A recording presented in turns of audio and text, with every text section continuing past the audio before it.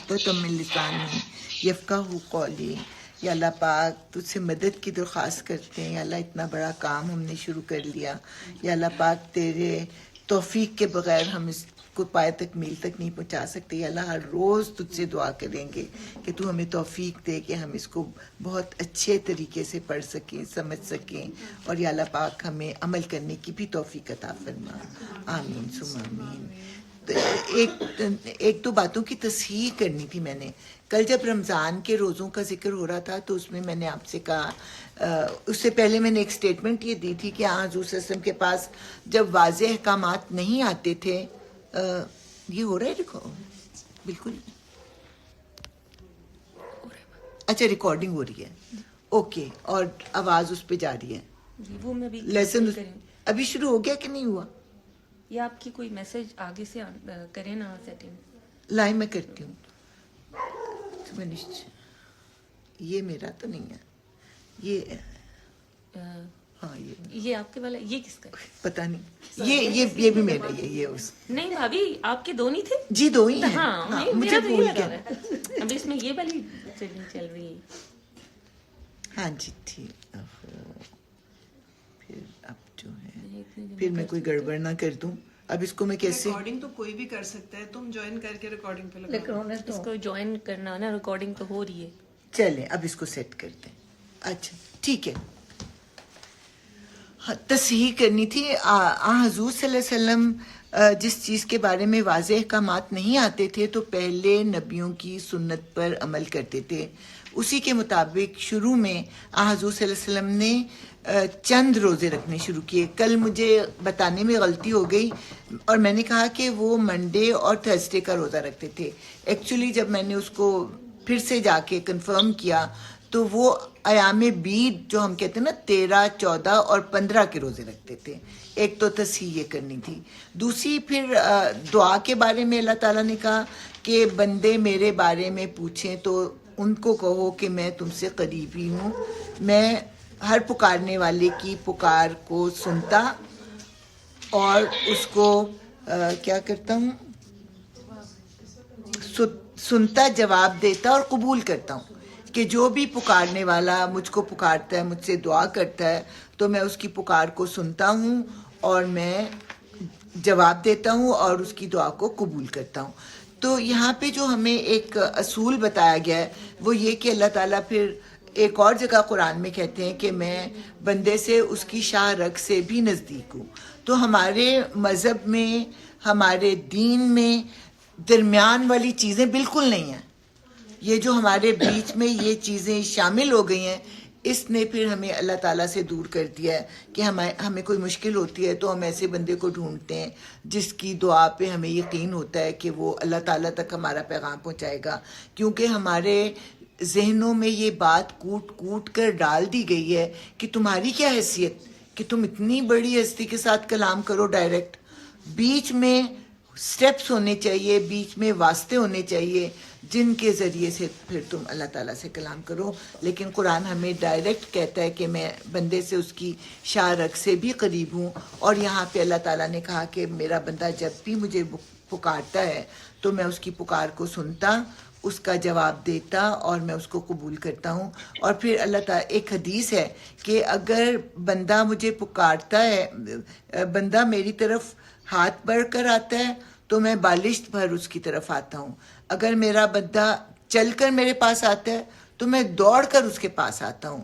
تو اللہ تعالیٰ کہیں بڑھ کر جو ہے وہ ہمارا استقبال کرتے ہیں. اور پھر وہ فرشتوں کی محفل میں بڑے فخر سے پوچھتے ہیں فرشتوں سے, کیا میرے بندے نے مجھے دیکھا ہے؟ تو فرشتے کہتے ہیں کہ اللہ تعالیٰ تیرے بندوں نے تو نہیں مجھے دیکھا, تیرے بندوں نے تو تجھے نہیں دیکھا. تو وہ پھر اللہ تعالیٰ کہتے ہیں کہ میرے بندوں نے مجھے نہیں دیکھا, اس کے باوجود وہ مجھے پکارتے ہیں اور مجھ سے امیدیں لگاتے ہیں, اور جو مجھ سے امید کرتا ہے میں اس کو پھر مایوس نہیں کرتا.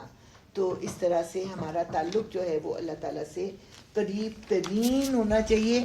ہمیں یہ گمان نہیں ہونا چاہیے کہ اللہ تعالیٰ جو ہے ہماری پکار کو نہیں سنیں گے. یہ تو ہم مسلمان ہیں الحمدللہ. اللہ تعالیٰ مظلوم کی دعا, چاہے وہ ہندو ہو, کافر ہو, کسی کے دل سے جو چیخ نکلتی ہے نا بغیر آواز کے, اللہ تعالیٰ اس کو سنتا اور اس کی اس چیخ کو, اس فریاد کو قبول کرتا اور اس کی مشکل کو دور کرتا ہے. صرف مسلمانوں کی نہیں, کوئی بھی مظلوم کہیں بھی اس کو کس حالت میں پکارتا ہے, جب وہ خلوص سے اللہ تعالیٰ کو پکارتا ہے تو اللہ تعالیٰ اس کی دعا کو ضرور قبول کرتے ہیں. اس کے بعد جو ہے وہ ایک اور بات تھی, جب ہم یہ ذکر کر رہے تھے میاں اور بیوی کے تعلقات کا, تو اس میں کس نے کہا, یہ تو غالباً علامہ اقبال نے کہا کہ عورت کے کردار کی حفاظت کرنے والا مرد ہے اور مرد کے کردار کی حفاظت کرنے والی جو ہے وہ عورت ہے. کوئی اصول, کوئی لا, کوئی لباس, کوئی عبایا وہ کسی عورت کے کردار کی حفاظت نہیں کرتا. صرف حفاظت کیا کرتا ہے, ایک مرد اس کی حفاظت کرتا ہے. تو اس طرح سے ہمیں جو ہے اللہ تعالیٰ نے ایک دوسرے کا لباس قرار دیا. اس کے بعد یہ کہ اللہ تعالیٰ نے دعا کی قبولیت کی ایک شرط بھی لگا دی ہے کہ تم بھی تو میرا کہنا مانو, میری طرف آؤ, میری نہ شکری نہ کرو. یہ شرط لگائی ہے اللہ تعالیٰ نے, اور تو کچھ بھی نہیں, کہ میری طرف آؤ. جب میری طرف آؤ گے اپنی حاجت لے کے تو تھوڑی بہت شرم ہوگی نا, تھوڑا سا میرا کہنا بھی مان لو گے تو میں پھر تمہیں مایوس نہیں کروں گا. اچھا, اب یہ ہے, آپ دیکھ رہے ہیں کہ پہلے روزے کے احکامات آئے, ابھی اس کے بعد جو ہیں حج کے احکامات بھی ہم نے تقریباً دیکھ لیے ہیں. اس کے بعد جو ہیں جنگ کے احکامات آئیں گے. اب اس میں کیا تسلسل ہے, اعتراض کرنے والوں کا اعتراض یہ بھی ہے کہ آواز نہیں آ رہی تو یہ ریسٹارٹ ہو گیا شاید. ہاں, یہ پھر سے, یہ کون سا ہے میرا, یہ آپ کا ہے. آیا پھر کل کی طرح گھنٹہ نہ لگا دیں. لیکن کیوں بند ہوا, اوپر لگایا ہے نا تو سائڈ سے پریس ہو گیا, پھر ساتھیاں نہ ہو جائے دوبارہ. اب یہ تو خود ہی ہوگا اپنے وقت کے ساتھ. نہیں نہیں بھابھی, آپ بس اس کا لاک کھولیے نا. لاک تو آن ہی ہوتا ہے میرا, آٹو لاک نہیں. کیا کروں, یہ آن ہوگا, تصویر آئے گی تو میں کروں گی نا آگے میں.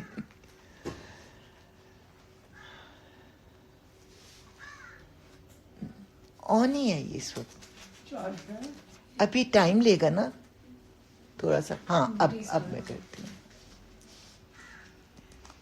پھر معذرت کرنی پڑا.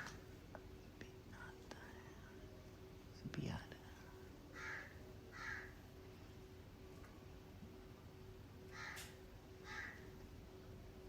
لیکن آپ لگاتے ہوئے اس کو نا سائڈ سے پریس نہ کیجیے گا, کھینچ کے رکھتے ہیں, ہو جاتا ہے نا اس کے اوپر ڈالتے ہوئے. بالکل صحیح ہے.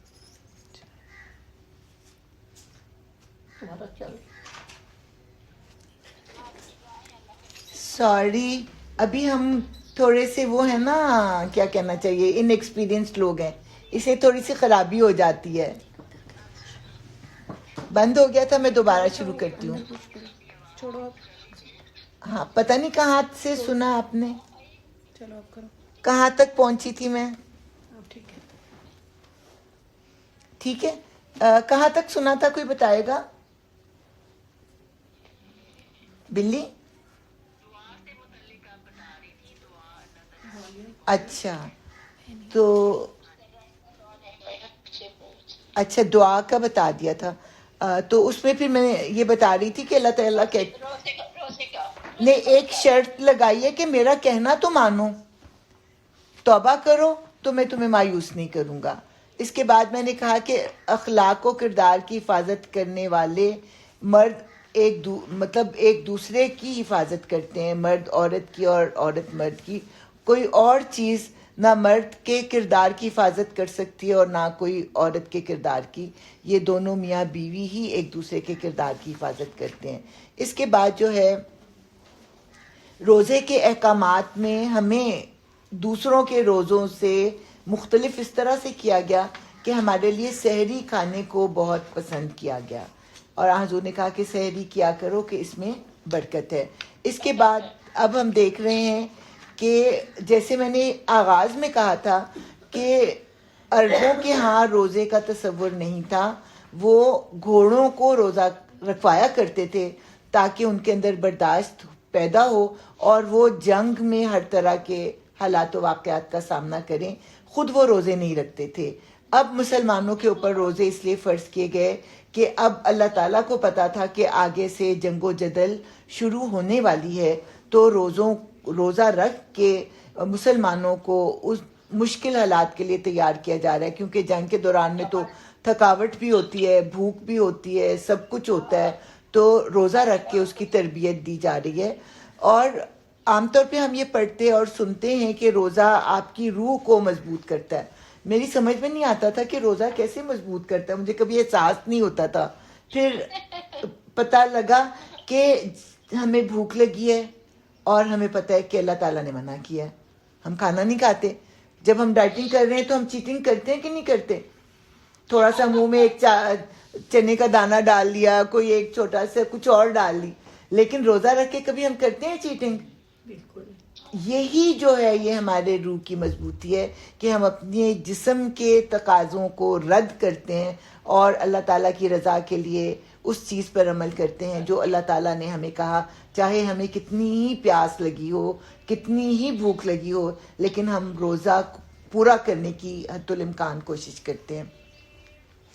روزے کے بارے میں ایک اور بات جو ہم لوگ عام طور پہ نہیں کرتے کہ قرآن میں اللہ تعالیٰ نے کہا کہ جب تم سفر میں ہو یا بیمار ہو تو روزہ نہ رکھو، لیکن ہم بڑی شیخی سمجھتے ہیں. 104 بخار تھا، روزہ نہیں میں نے چھوڑا. فلانی چیز تھی، میں نے ادھر جانا تھا، روزہ نہیں میں نے چھوڑا. تو اللہ تعالیٰ جو سہولتیں دیتے ہیں، اللہ تعالیٰ کو یہ بات پسند ہے کہ تم ان سہولتوں سے فائدہ اٹھاؤ. بعض اوقات ہم کہتے ہیں کہ لو بھائی 2 رکعت ہی پڑھنی ہے تو ہم 4 ہی پڑھ لیتے ہیں، سفر میں کیا ضرورت ہے قصر کرنے کی. لیکن یہ اللہ تعالیٰ کی طرف سے دعوت ہے کہ تم 4 رکعت کی جگہ 2 رکعت پڑھو. اور اسی طرح اللہ تعالیٰ کی طرف سے ایک طرح سے دعوت ہے کہ تم سفر میں روزہ نہ رکھو، اور اسی طرح بیماری کی حالت میں روزہ نہ رکھو کہ اچانک اتنی شدت ہو جائے بیماری کی کہ تمہیں روزہ توڑنا پڑے. اس نوبت تک تم کیوں پہنچتے ہو؟ اور سفر کی حالت میں بے شک ہمیں لگے ہاں پنڈی تو جا رہے ہیں، لیکن کچھ ایسے حالات و واقعات ہو سکتے ہیں کہ آپ کا سفر لمبا ہو جائے. عام طور پہ کہتے کہ بائی ایئر تو جانا ہے، نہ بھوک لگنی ہے، نہ پیاس لگنی، نہ کوئی تھکاوٹ ہے، نہ گرمی نہ سردی، تو ہم روزہ رکھ لیں گے. لیکن اگر روزہ لمبا ہو گیا کسی وجہ سے، ویسے بھی ڈسٹینسز جو ہیں وہ زیادہ ہو جاتے ہیں سفر میں. ایک دفعہ یہ واقعہ پیش بھی آیا کہ سفر پہ جا رہے تھے حضور صلی اللہ علیہ وسلم، اور جا کے جب پہنچے ہیں تو کچھ لوگ ڈھہ پڑے. تو حضور نے کہا کیا ہوا ان لوگوں کو؟ تو ان کو بتایا گیا کہ ان لوگوں نے روزہ رکھا ہوا تھا تو اب ان کی ہمت ختم ہو گئی ہے. اس پر بھی حضور صلی اللہ علیہ وسلم نے ناگواری کا اظہار کیا تھا کہ جب اللہ تعالیٰ نے رخصت دی ہوئی ہے تو اس رخصت سے فائدہ اٹھایا جائے، اور اس کو کوئی بہت بڑائی نہ اپنی سمجھا جائے کہ میں تو یہ تھا تو میں نے روزہ رکھا، میں تو وہ تھا تو میں نے روزہ رکھا. یہ کوئی پسندیدہ حرکت نہیں ہے. تو سحری کا ذکر آیا، اور جو روزے اللہ تعالیٰ نے کہا ہے کہ ان کو مؤخر کرو، ان کو مؤخر کرنے کی تاکید آئی حضور صلی اللہ علیہ وسلم کے رویے اور فرمان سے. اب جیسا کہ میں نے بتایا کہ گھوڑوں کو روزہ اس لیے رکھا جاتا تھا کہ جنگ کے دوران وہ ڈھہ نہ پڑیں. اسی طرح اللہ تعالیٰ کو پتا تھا کہ اب مسلمانوں کے آگے جو وقت آ رہا ہے وہ جنگ و جدل کا وقت ہے. اس کی تیاری کے لیے انسانوں کو پھر روزہ رکھنے کی تاکید کی گئی. اور جیسا کہ کل میں نے آپ کو بتایا تھا کہ رمضان کا مہینہ جو ہے اس کی اہمیت قرآن کے نازل ہونے سے ہے. ابھی جب ہم آگے پڑھیں گے تو ہمیں پتہ لگے گا کہ اللہ تعالیٰ فرماتے ہیں کہ اس میں قرآن نازل کیا گیا. اور پھر اس کے ساتھ ساتھ یہ ہے کہ مکہ کے دور میں ریئیکشن سے منع کیا گیا تھا، لیکن مکہ میں تو پرسنل ٹریننگ ہو رہی تھی نا. اب جو ہے ایک حکومت مل گئی ہے حضور صلی اللہ علیہ وسلم کو مدینہ میں، اور ایک اسلامک معاشرے کو قائم کرنا ہے. اور اس کے ساتھ ساتھ اللہ تعالیٰ نے خانہ کعبہ کو دارالحکومت بنایا ہے، اور دارالحکومت کو دشمن کے قبضے میں نہیں رہنے دینا. اس پر ہم اپنا قبضہ کریں گے تو اللہ تعالیٰ کے احکامات کو نافذ کریں گے. اس لیے اللہ تعالیٰ کو پتا تھا کہ اب جو ہے وہ وقت آ رہا ہے کہ جب مسلمانوں کو جنگ کے لیے بھی تیار ہونا چاہیے. تو اس کے لیے پھر مسلمانوں کو پہلے سے تیار کیا جا رہا ہے. اس کے بعد ہے کہ حج و عمرے کے احکامات آئے. یعنی ابھی تو مسلمان یہاں پہ ہیں، ابھی ان کے پاس کعبہ کی جو ہے قبضہ تو نہیں ہے، لیکن اس کے باوجود اللہ تعالیٰ نے احکامات دے دیے یہ بتانے کے لیے کہ اب تمہارا جو فوکس اور تمہارا مرکز یا ٹارگٹ کیا ہونا چاہیے کہ خانہ کعبہ کو اپنے تحویل میں لینا ہے. اس کے بعد اب ہم دیکھتے ہیں کہ اب ہماری کیا جو ہیں وہ احکامات آ رہے ہیں.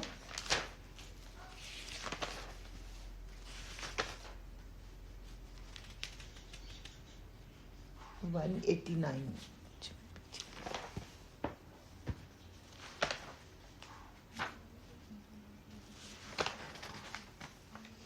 ہاں جی. اعوذ باللہ من الشیطان الرجیم. لوگ تم سے چاند کی گھٹتی بڑھتی صورتوں کے متعلق پوچھتے ہیں.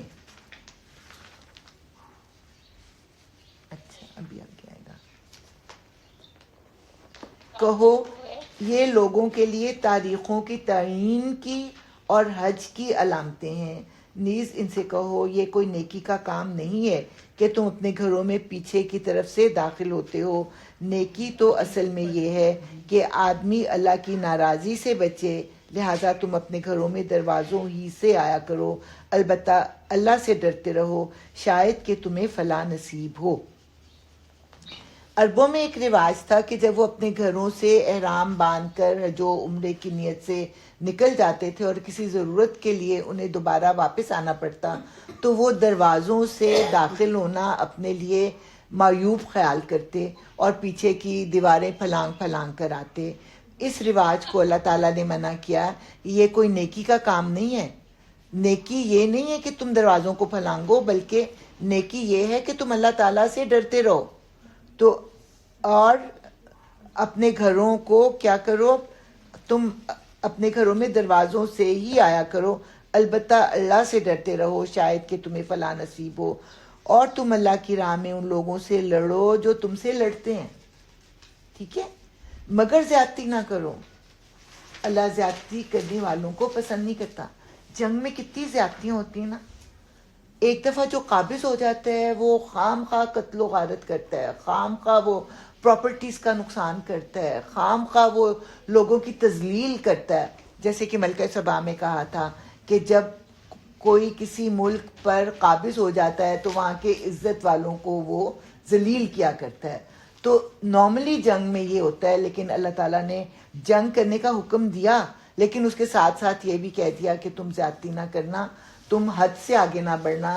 جس مقصد کے لیے جنگ کی جا رہی ہے صرف وہاں تک ہی رہنا، کیونکہ اللہ تعالیٰ کو زیادتی کرنے والے پسند نہیں ہیں. ان سے لڑو جہاں بھی تمہارا ان سے مقابلہ پیش آئے، اور انہیں نکالو جہاں سے انہوں نے تم کو نکالا ہے. کہاں سے نکالا تھا؟ کفار مکہ نے حضور صلی اللہ علیہ وسلم اور مسلمانوں کو ہجرت پر مجبور کیا. 2 دفعہ انہوں نے حبشہ ہجرت کی اور اس کے بعد فائنلی ان کو مدینہ ہجرت کرنی پڑی. تو اب اللہ تعالیٰ نے کہا کہ ان لوگوں سے لڑو جنہوں نے تمہیں نکالا ہے، اور اس جگہ پر قبضہ کرو جہاں سے انہوں نے تمہیں نکالا ہے. اس ضمن میں پھر مجھے ایک اور بات یاد آئی. اوہو، یاد آئی بھی اور بھول بھی گئی، شاید ابھی یاد آ جائے. چلیں پھر یاد آ جائے گی. جہاں سے انہوں نے، ہاں، جب میں خانہ کعبہ کی تحویل کے آیتیں پڑھ رہی تھی، اس میں نے کہا تھا یہ احکامات 6 دفعہ دیے گئے ہیں. 3 دفعہ حضور سے خطاب کر کے اور 3 دفعہ امت سے خطاب کر کے. اور اس کی پھر میں نے کہا تھا کہ میں آپ کو بتاؤں گی کہ ایک تو ذہنوں میں یہ پختہ کرنے کے لیے کہ اب خانہ کعبہ ہمارا مرکز ہے. دوسرا اس میں 3 چیزوں کو بتایا گیا کہ جب تم مدینہ میں ہو تو مدینہ سے اپنا رخ نماز کی حالت میں خانہ کعبہ کی طرف پھیرو. دوسرا حکم اس طرح سے تھا جب تم مدینہ کے باہر ہو، یعنی مدینہ کے باہر لازمی نہیں ہے کہ مدینہ والے لوگ ہی خانہ کعبہ کی طرف کریں. ہم یہاں اسلام آباد میں ہیں، جو کراچی میں ہیں، جو افریقہ میں ہیں، جو لندن میں ہیں، وہ سب گلوب میں جہاں جہاں بھی ہیں، گلوب میں جہاں جہاں مسلمان پائے جاتے ہیں، وہ اپنا رخ نماز کے وقت کدھر پھیریں گے؟ خانہ کعبہ کی طرف پھیریں گے. اور تیسرا حکم، جس زمانے میں بھی تم ہو، یہ حکم جو ہے وہ حضور صلی اللہ علیہ وسلم اور صحابہ کرام کے لیے نہیں تھا، قیامت تک کے لیے اللہ تعالیٰ نے خانہ کعبہ کو جو ہے وہ مسلمانوں کے لیے مرکز بنا دیا ہے. تو اس طرح سے 3 احکامات. پہلا حکم جو ہے وہ مدینہ کے لوگوں کے لیے، دوسرا حکم جو تھا وہ گلوب کے تمام مسلمانوں کے لیے، اور تیسرا حکم قیامت تک کے تمام مسلمانوں کے لیے کہ قیامت تک کے لیے اللہ تعالیٰ نے خانہ کعبہ کو مسلمانوں کا ایک مرکز بنا دیا ہے. اچھا یہ بیچ میں مجھے بات رہ گئی تھی تو مجھے گھر میں یاد آئی تو میں نے کہا کہ میں باپ کو بتا دوں ورنہ پھر مجھے افسوس ہوتا رہتا. بہرحال ان سے لڑو جہاں بھی تمہارا ان سے مقابلہ پیش آئے اور انہیں نکالو جہاں سے انہوں نے تم کو نکالا ہے، اس لیے کہ قتل اگرچہ برا ہے مگر فتنہ اس سے بھی زیادہ برا ہے. یعنی لوگوں کو اللہ کے دین پر عمل کرنے سے روکنا، اس کو اللہ تعالیٰ فتنہ قرار دیتے ہیں. اور جنگ و جدل میں اگرچہ جانیں ضائع ہوتی ہیں لیکن دنیا میں زمین پر اللہ کا قانون نافذ نہ ہونا اس سے بڑھ کر جو ہے وہ برائی ہے، اور اس برائی کو تم دور کرو. اور مسجد حرام کے قریب جب تک وہ تم سے نہ لڑیں تم بھی نہ لڑو، مگر جب وہ وہاں لڑنے سے نہ چوکیں تو تم بھی بے تکلف انہیں مارو کہ ایسے کافروں کی یہی سزا ہے. پھر اگر وہ باز آ جائیں تو جان لو کہ اللہ معاف کرنے والا اور رحم فرمانے والا ہے. اب اس میں یہ ہے کہ حدود حرم جو ہے وہ مقدس ہیں، ان میں ہر طرح کی لڑائی جھگڑا سے، کسی پودے کو نقصان پہنچانے سے، کسی جانور تک کو مارنے سے منع کیا گیا حدود حرم میں. لیکن اگر حدود حرم کا پاس دشمن نہیں کرتا، وہ وہاں پر تم سے جنگ کرتا ہے تو تم اپنے آپ کو پیش نہیں کرو گے قتل ہونے کے لیے کہ میں حدود حرم میں اپنا دفاع کیسے کروں. تم بھی ان سے لڑو اور جب تم ان پر قابو پا جاؤ تو پھر درگزر سے کام لو اور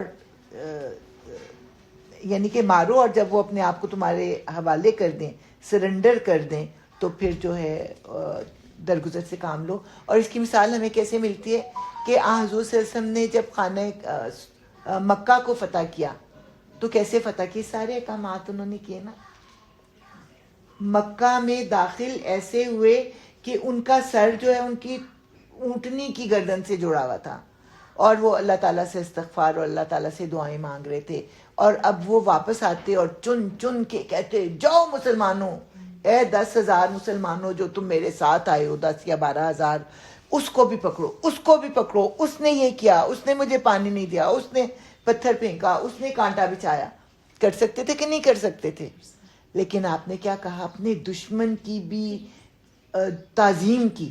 کون تھے اس وقت سردار؟ اس وقت ابو سفیان. اور جب وہ اسلام لے آئے تو ان کی اتنی تعظیم کی کہ ان کے گھر کو بھی پناہ گاہ قرار دیا کہ جو خانہ کعبہ میں چلا جائے گا، جو اپنے گھروں میں رکا رہے گا، جو ابو سفیان کے گھر پناہ لے گا، اس کو کچھ نہیں کہا جائے گا. تو یہ ہمیں نظر آیا کہ جب حضور صلی اللہ علیہ وسلم نے مکہ فتح کیا تو انہوں نے زیادتی نہیں کی. البتہ جو کفر کے سردار تھے 6 یا 8 لوگ، ان کے بارے میں حضور صلی اللہ علیہ وسلم نے ضرور کہا کہ وہ اگر خانہ کعبہ کے پردے کے پیچھے بھی پناہ لیں تو ان کو پکڑو اور ان کو مارو. تو یہ کچھ وقت کے لیے حرم کی حدود حضور صلی اللہ علیہ وسلم کے لیے حلال کر دی گئی کہ جو شریر ترین فسادی ترین لوگ ہیں ان کو سزا دی جا سکے. تم ان سے لڑتے رہو یہاں تک کہ فتنہ باقی نہ رہے. فتنہ کس صورت میں باقی نہ رہے؟ کہ وہ اتنے کمزور ہو جائیں کہ وہ اللہ تعالیٰ کے دین کو نافذ ہونے سے روک نہ سکیں اور دین اللہ کے لیے ہو جائے. پھر اگر وہ باز آ جائیں تو سمجھ لو کہ ظالموں کے سوا کسی اور پر دست درازی روا نہیں.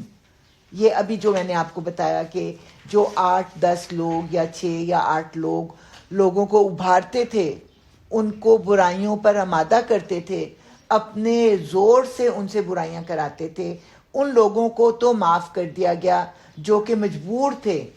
لیکن جو کروانے والے تھے ان کے بارے میں اللہ تعالیٰ نے کہا کہ ظالموں کے اوپر دست درازی جو ہے اس کی اللہ تعالیٰ نے اجازت دے دی. اب جیسا کہ میں نے آپ کو بتایا کہ کچھ زمینیں محترم ہیں، جیسے حرم کعبہ محترم ہے، اسی طرح کچھ اوقات بھی محترم ہیں. اور اللہ تعالیٰ نے بتایا کہ جب سے زمین و آسمان بنے ہیں تب سے ہی 4 مہینے جو ہیں وہ حرمت والے ہیں. ماہ حرام کا بدلہ ماہ حرام ہی ہے اور تمام حرمتوں کا لحاظ برابری کے ساتھ ہوگا. لہٰذا جو تم پر دست درازی کرے تم بھی اسی طرح اس پر دست درازی کرو. البتہ اللہ سے ڈرتے رہو اور یہ جان رکھو کہ اللہ انہی لوگوں کے ساتھ ہے جو اس کی حدود توڑنے سے پرہیز کرتے ہیں۔ ایک جگہ پہ اللہ تعالیٰ نے فرمایا کہ جس دن زمین و آسمان بنائے گئے تو مہینوں کی تعداد 12 ماہ ہی تھی، اور ان میں سے 4 مہینے جو تھے وہ حرمت والے تھے۔ 3 مہینے عربوں نے حج کے لیے مخصوص کیے ہوئے تھے، ذیقعد، ذی الحج اور محرم، کیونکہ پیدل سفر پہ نکلتے یا اونٹوں پہ سفر پہ نکلتے تو بہت پہلے انہیں اپنے گھروں سے نکلنا پڑتا، اور اسی طرح جب حج کو پرفارم کر دیتے تو بہت عرصے کے بعد یہ اپنے گھروں کو پہنچتے تھے۔ اس لیے حج کے سفر کے دوران امن و امان قائم رکھنے کے لیے اللہ تعالیٰ نے 3 مہینوں کو حرمت بخشی کہ اس میں کوئی زیادتی کرنا، قتل و غارت کرنا، کسی کو تنگ کرنا اللہ تعالیٰ نے حرام کر دیا۔ اور چوتھا مہینہ رجب کا مہینہ تھا جو کہ عربوں نے عمرے کے لیے مخصوص کیا ہوا تھا۔ تو اس میں دوبارہ اللہ تعالیٰ کہہ رہے ہیں کہ اگر دشمن حرمت والے مہینوں کا خیال کرتا ہے تو تم بھی اس کا خیال کرو گے، لیکن اگر دشمن حرمت والے مہینوں پر تم پہ حملہ کرتا ہے تو تم بھی اس کا مقابلہ کرو گے۔ اور جیسا کوئی تمہارے ساتھ کرتا ہے ویسا ہی تم بھی اس کے ساتھ کرو، اور اللہ تعالیٰ ان لوگوں کے ساتھ ہے جو اس کی حدود توڑنے سے پرہیز کرتے ہیں، یعنی کہ حرمت والے مہینوں میں خود سے ابتدا نہ کرو، لیکن اگر دشمن ابتدا کرتا ہے تو پھر اس کا جواب دو۔ اللہ کی راہ میں خرچ کرو اور اپنے ہاتھوں سے اپنے آپ کو ہلاکت میں نہ ڈالو۔ احسان کا طریقہ اختیار کرو کہ اللہ محسنوں کو پسند کرتا ہے۔ جیسا کہ میں نے بتایا کہ اب یہ تیاری ہو رہی ہے کافروں کے ساتھ جنگ و جدل کی۔ پہلے تو پرسنل ٹریننگ ہوئی نا کہ روزہ رکھ کر اپنے جسموں کو سختی برداشت کرنے کے لیے تیار کرو۔ اس کے بعد جو ہے اللہ تعالیٰ نے ذہنی تیاری کروائی کہ اب ذہنی طور پر تیار ہو جاؤ کہ کافروں کے ساتھ مقابلہ کرنا ہے۔ اب کافروں کے ساتھ مقابلہ ایسے ہی تو نہیں ہوگا، بغیر تلوار کے تو نہیں ہوگا، بغیر زادِ راہ کے تو نہیں ہوگا۔ تو اس کے لیے تم کیا کرو؟ اللہ کی راہ میں خرچ کرو اور اپنے آپ کو ہلاکت میں نہ ڈالو۔ اپنے آپ کو ہلاکت میں نہ ڈالنے کا مطلب یہ ہے کہ دشمن کے مقابلے میں اپنا سامان جنگ تیار کرو، اپنے لیے تلواریں خریدو، اپنے گھوڑوں کی ٹریننگ کرو، اپنے لیے رسد جو ہے وہ مہیا کرو۔ تو اس سب چیزوں کے لیے کیا ہے؟ مال چاہیے، اور تم کنجوسی سے اور بخل سے کام لے کے اپنے مال کو زمین میں دفن کر دو اور مسلمان جو ہیں وہ بے سر و سامان نکلیں، ایسا نہ کرو۔ احسان کا طریقہ اختیار کرو کہ اللہ محسنوں کو پسند کرتا ہے۔ اللہ کی خوشنودی کے لیے جب حج اور عمرے کی نیت کرو تو اسے پورا کرو، اور اگر کہیں گر جاؤ تو جو قربانی میسر آئے اسے اللہ کی جناب میں پیش کرو، اور اپنے سر نہ مونڈو جب تک کہ قربانی اپنی جگہ نہ پہنچ جائے۔ کہنے کو تو یہ آیت نازل ہوئی، لیکن پریکٹیکلی مسلمانوں کو اس کا مزہ چکھایا گیا۔ کیسے چکھایا گیا؟ کہ حضور صلی اللہ علیہ وسلم نے جب جنگ خندق ہو گئی تو مسلمانوں سے کہا کہ میں نے دیکھا خواب میں کہ میں عمرہ کر رہا ہوں۔ تو مسلمانوں میں اتنا جوش و خروش تھا، اتنے سالوں سے اپنی جو تھی جنم بھومی اس سے وہ دور تھے کہ 6000 لوگ تیار ہو گئے، اور سفر کی مشقت طے کرتے کرتے جب وہ مکہ کے باہر پہنچتے حدیبیہ کے مقام پر تو کافروں نے ان کو انٹر ہونے سے روک دیا، حالانکہ ٹریڈیشنلی وہ اس بات کے پابند تھے کہ حج و عمرہ کرنے کے لیے جو بھی آتا ہے اس کو حج و عمرہ کرنے دیں، لیکن انہوں نے حتی الامکان کوشش کر کے آپ کو عمرہ کرنے سے روک دیا۔ اور وہاں پہ پھر صلح حدیبیہ ہوئی۔ حدیبیہ کے جو تھے شرائط تھے صلح کے، وہ ہم بھی پڑھیں نا تو ہماری روح رونگ جو ہے نا وہ کام جاتی ہے، لیکن حضور نے کہا کہ میں تو آج معاہدہ کر کے ہی جاؤں گا۔ جب وہ معاہدہ ہو گیا اس دوران میں بھی ایسے حالات و واقعات پیش آئے کہ مسلمانوں کے دل بہت ہی برے ہو گئے۔ وہ ابو جندل کا واقعہ پیش آیا۔ ابو جندل کا والد جو تھا وہ معاہدہ لکھ رہا تھا، تو حضور نے کہا کہ دیکھو ابو جندل کیا نام تھا؟ سہیل تھا، سہیل بن عمر یا عامر، تو سہیل دیکھو ابھی معاہدہ لکھا نہیں گیا، تو تم اپنے بیٹے کو ہمارے حوالے کر دو۔ اس نے کہا یہ میں پھاڑنے لگا ہوں معاہدہ، اگر بیٹا واپس کرو گے تو معاہدہ ہوگا، نہیں تو نہیں ہوگا۔ اب تمام مسلمانوں کے دل جو تھے وہ ابو جندل کے ساتھ تھے، لیکن حضور نے اس معاہدے کو جو ہے تھا وہ تسلیم کیا. تو اس کے بعد پھر شرائط بھی ایسی تھیں. اب جب یہ معاہدہ ہو گیا، یہ پتہ لگ گیا کہ مسلمان اس سال عمرہ نہیں کریں گے، اگلے سال آئیں گے. آپ امیجن کریں کہ آپ عمرہ کرنے کے لیے جا رہے ہیں، آپ نے ٹکٹیں لیں، پھر آپ نے شاپنگیں کی، پھر آپ نے احرام باندھا، اس کے بعد آپ نے سفر کیا، پھر آپ جدہ کے ایئرپورٹ پہ جب اترے تو انہوں نے کہا نہیں جی فلانی چیز ہوگی، اب آپ نہیں جا سکتے. کیا حال ہوگا؟ حالانکہ کسی وقت آپ نے مشقت نہیں اٹھائی، آپ پیدل نہیں چلے، ٹھیک ہے بھوکے نہیں رہے، ان کے پاؤں زخمی ہوئے ہوئے تھے، اور اتنا جسٹ امیجن 4 گھنٹے لگتے ہیں اس کے اوپر گاڑی میں، تو پیدل کتنا ٹائم لگا ہوگا. اور پھر کہا جائے کہ عمرہ نہیں کرنا. اب حضور نے کہا کہ چلو اٹھو اور جو ہے وہ کیا کرو، پہلے یہ کاٹتے نا، بال کاٹو، قربانی کرو. قربانی کرو، اب قربانی کر کے، اور قربانی جائے گی کہاں؟ سارے خود تو نہیں کھا سکتے، جائے گی ان لوگوں کے پاس جنہوں نے، کیونکہ قربانی کرنی ادھر ہے، خانہ کعبہ کے پاس کرنی ہے. ستم بالائے ستم کے عمرہ نہیں کرنے دیا، اب قربانی کرو اور قربانی ان کے حوالے کر دو. تو حضور نے کہا کہ چلو اٹھو، بال کاٹو اور احرام اتارو اور قربانی کرو اور احرام اتارو. کوئی اٹھا ہی نہیں. حضور کی زندگی میں وہ ایک ایسا وقت تھا کہ جب کہ مسلمان سن شوق میں بیٹھے کے بیٹھے رہ گئے. حضور صلی اللہ علیہ وسلم اتنے رنجیدہ ہوئے کہ اپنے خیمے میں چلے گئے. حضور صلی اللہ علیہ وسلم اپنی کسی بیوی کو اپنے ساتھ ضرور سفر پہ رکھا کرتے تھے. اس دفعہ ان کی بیوی صفیہ ان کے ساتھ تھیں. انہوں نے ان کو جا کے بتایا کہ کسی نے میرا کہنا ہی نہیں مانا. تو نے کہا سب شوق میں آپ یوں کریں کہ آپ خود اپنے بال کاٹیں، جا کے قربانی کریں، آپ کو دیکھ کے سب اٹھ جائیں گے.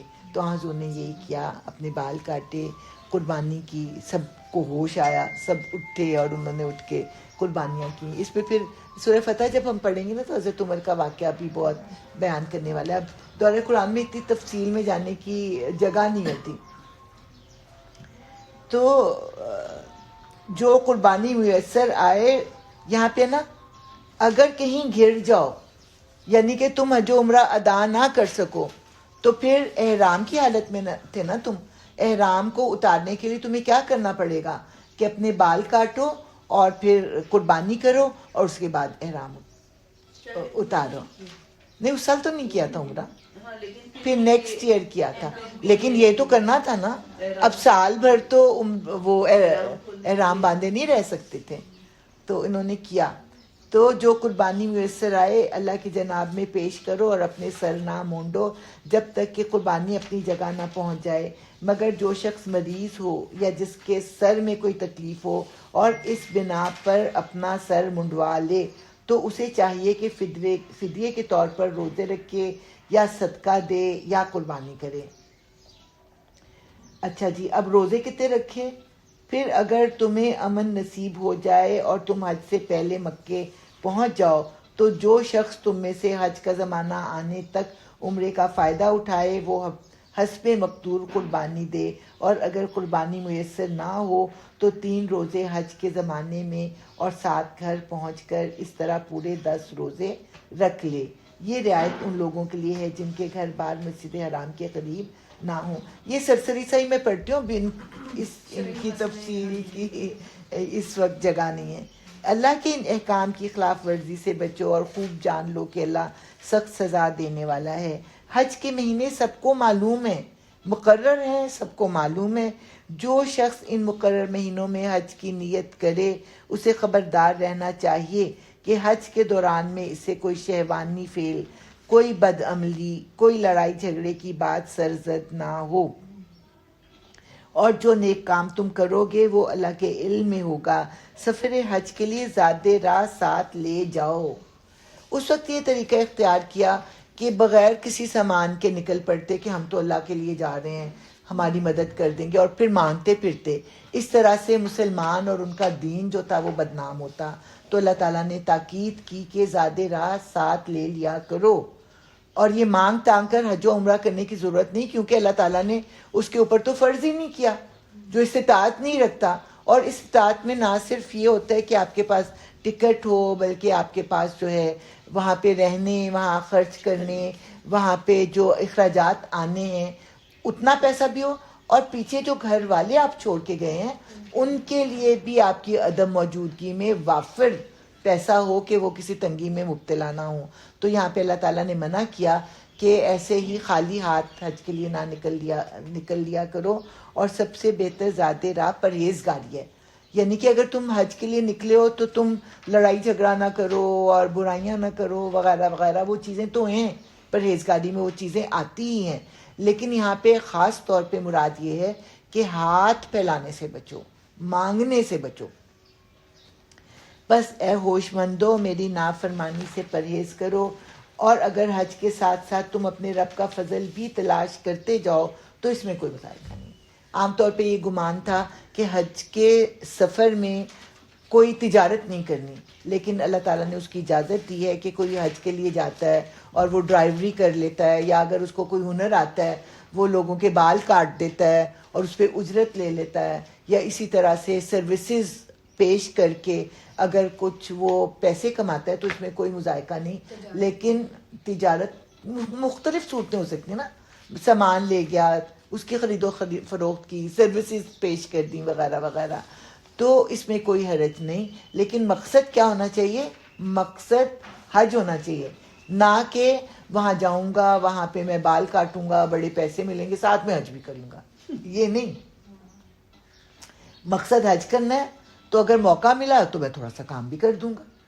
تو اس طرح سے ہے، اپنے رب کا فضل بھی تلاش کرتے جاؤ تو اس میں کوئی مذائقہ نہیں. پھر جب عرفات سے چلو تو مشعر حرام یعنی مزدلفہ کے پاس ٹھہر کر اللہ کو یاد کرو، اور اس طرح یاد کرو جس کی ہدایت اس نے تمہیں دی ہے. اپنے طریقے ایجاد نہ کرو اللہ تعالیٰ کی یاد کے، بلکہ اس طریقے سے کرو جیسا کہ اللہ تعالیٰ نے تمہیں سکھایا ہے، ورنہ اس سے پہلے تو تم لوگ بھٹکے ہوئے تھے، یعنی تمہیں حج و عمرے اور عبادت کے طریقے آتے نہیں تھے. پھر جہاں سے اور سب لوگ پلٹتے ہیں وہیں سے تم بھی پلٹو اور اللہ سے معافی چاہو. قریشی مکہ نے طریقہ اختیار کیا تھا کہ وہ عرفات تک جانا تو جو باہر سے آتے ہیں نا، جو مصر سے آتا ہے اور ایران سے آتا ہے ان کے لیے. ہم تو یہاں مکہ میں رہتے ہیں، ہمارے لیے ضروری نہیں، ہمارے لیے اتنا ہی کافی ہے کہ ہم مینا سے واپس آ جائیں. یہاں پہ اللہ تعالیٰ نے تاکید کی کہ تم لوگ، اچھا قریش مکہ کی پھر رشتہ داریاں تھیں نا، انہوں نے بھی یہی کچھ کرنا شروع کر دیا. تو اللہ تعالیٰ نے سب کی جڑ جو تھی اس بدعت کی کاٹ دی کہ جہاں سب لوگ جاتے ہیں وہاں تم بھی جاؤ، یعنی عرفات کے میدان میں تم بھی پہنچو. یقیناً وہ معاف کرنے والا اور رحم فرمانے والا ہے، یعنی ابھی تک تم جو کچھ کرتے رہے اللہ تعالیٰ اس کو معاف کرنے والا ہے. پھر جب اپنے حج کے ارکان ادا کر چکو تو جس طرح پہلے اپنے آباء و اجداد کا ذکر کرتے تھے اس طرح اب اللہ کا ذکر کرو، بلکہ اس سے بھی بڑھ کر. مگر اللہ کو یاد کرنے والے لوگوں میں بھی بہت فرق ہے. اب ان کا طریقہ یہ تھا کہ جب عرفات سے آتے تو وہاں پہ کیمپ فائر کرتے اور اپنے قبیلوں کی بڑائیاں بیان کرتے کہ میرا دادا گیا اس نے شیر کو ہاتھ سے اس کا جبڑا پاڑ دیا، میرا نانا گیا تو اس نے سانپ کو اپنے پاؤں سے کچل دیا. تو اب اللہ تعالیٰ نے کہا کہ اپنے بزرگوں کی بڑائیاں بیان کرنا چھوڑو، اب اللہ کی بڑائی کو بیان کرو.